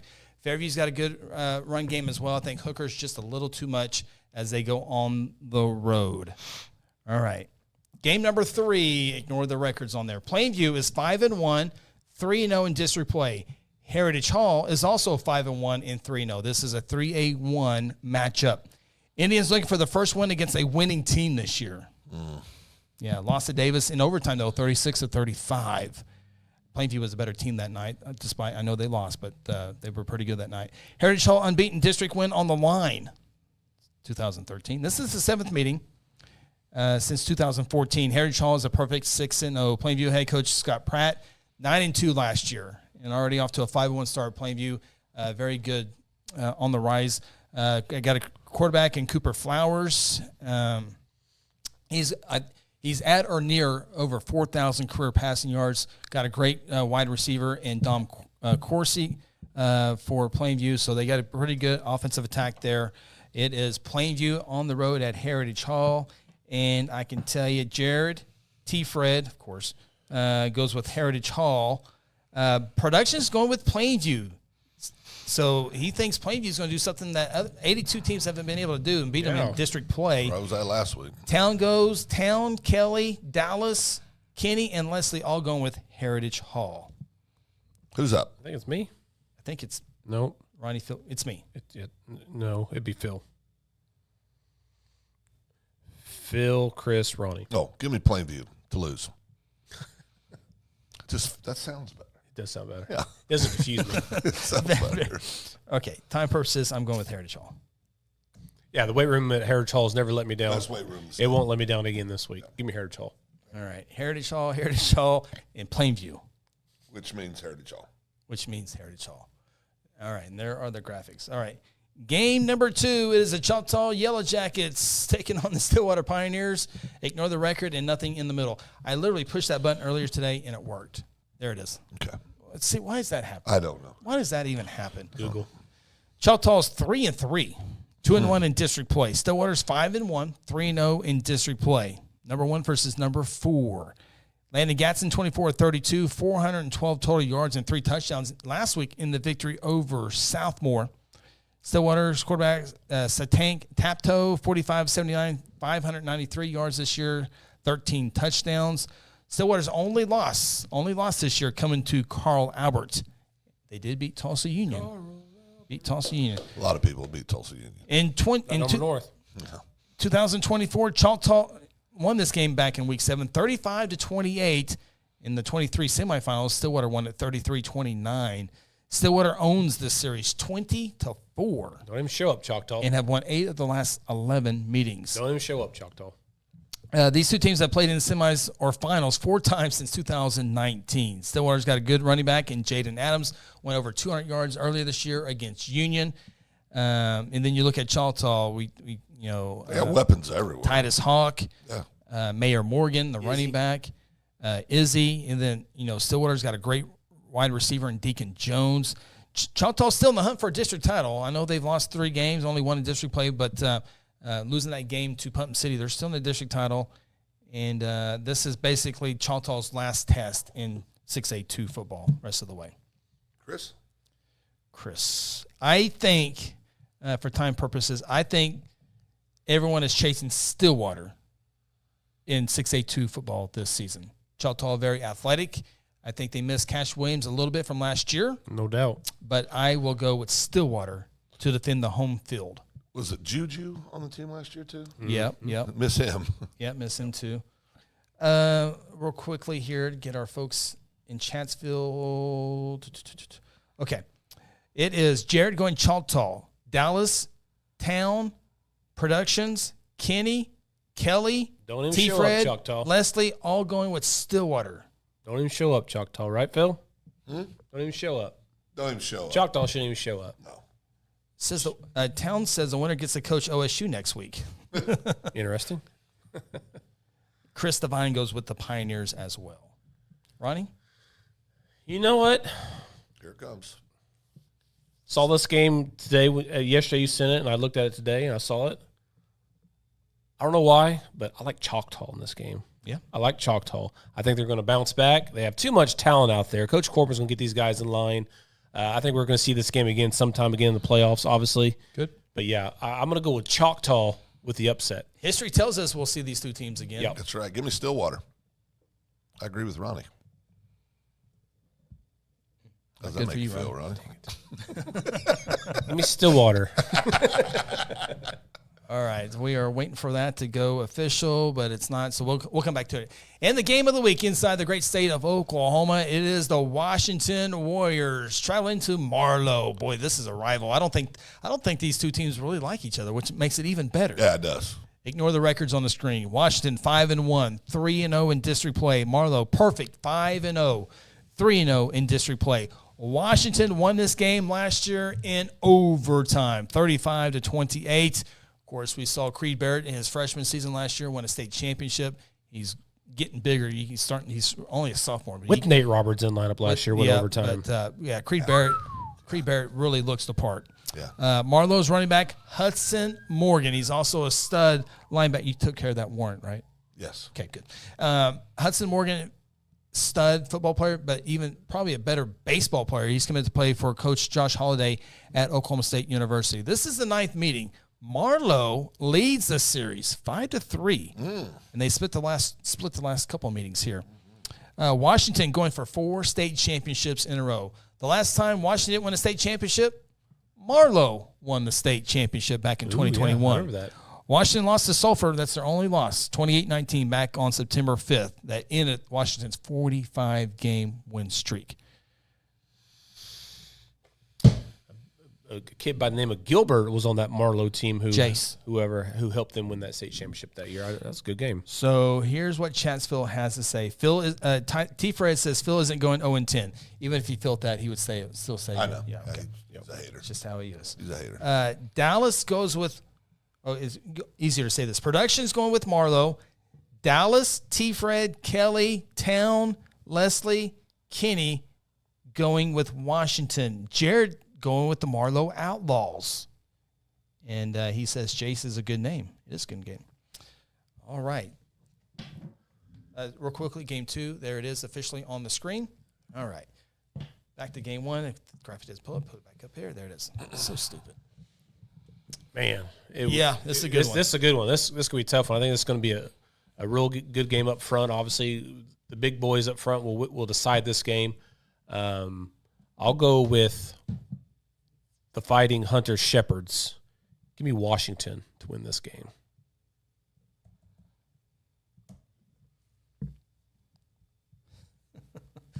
See, now we're making Phil really think. This is good. I don't like this. Is great for this. I don't like this at all. See, you didn't want to do it, but now look at all the Washington's 45-1.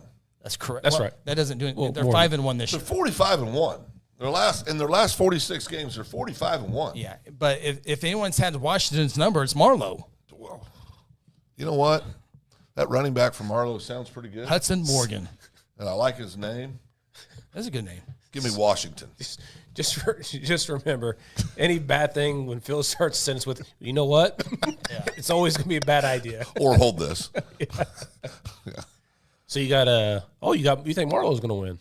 That's right. Oh, okay.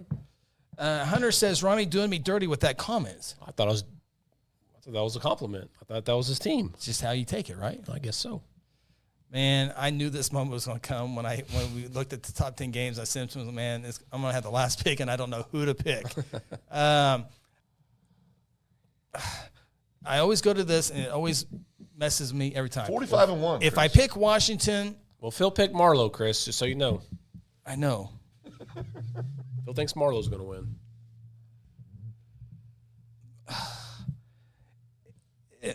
In my mind, okay, I just need to do it. I'll go Washington. Pull the Band-Aid off, Chris. I'll go Washington. There you go. I like Marlowe at home. I really like Marlowe at home, but I think Washington, a lot of people aren't talking about them after that loss. I think the history is why you're choosing Washington. Which is not a bad idea. No. They've proven they don't lose very often.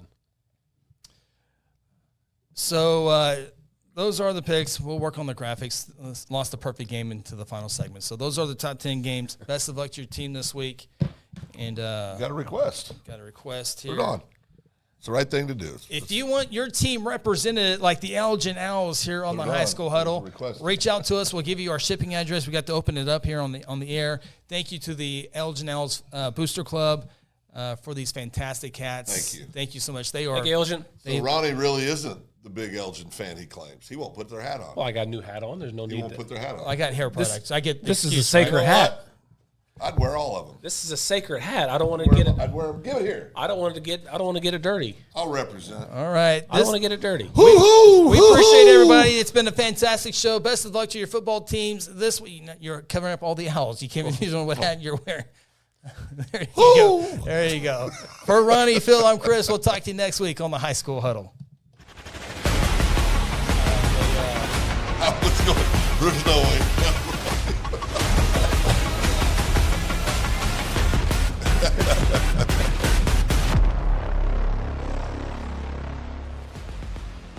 Jared, come on, Ronnie. Come on, Ronnie.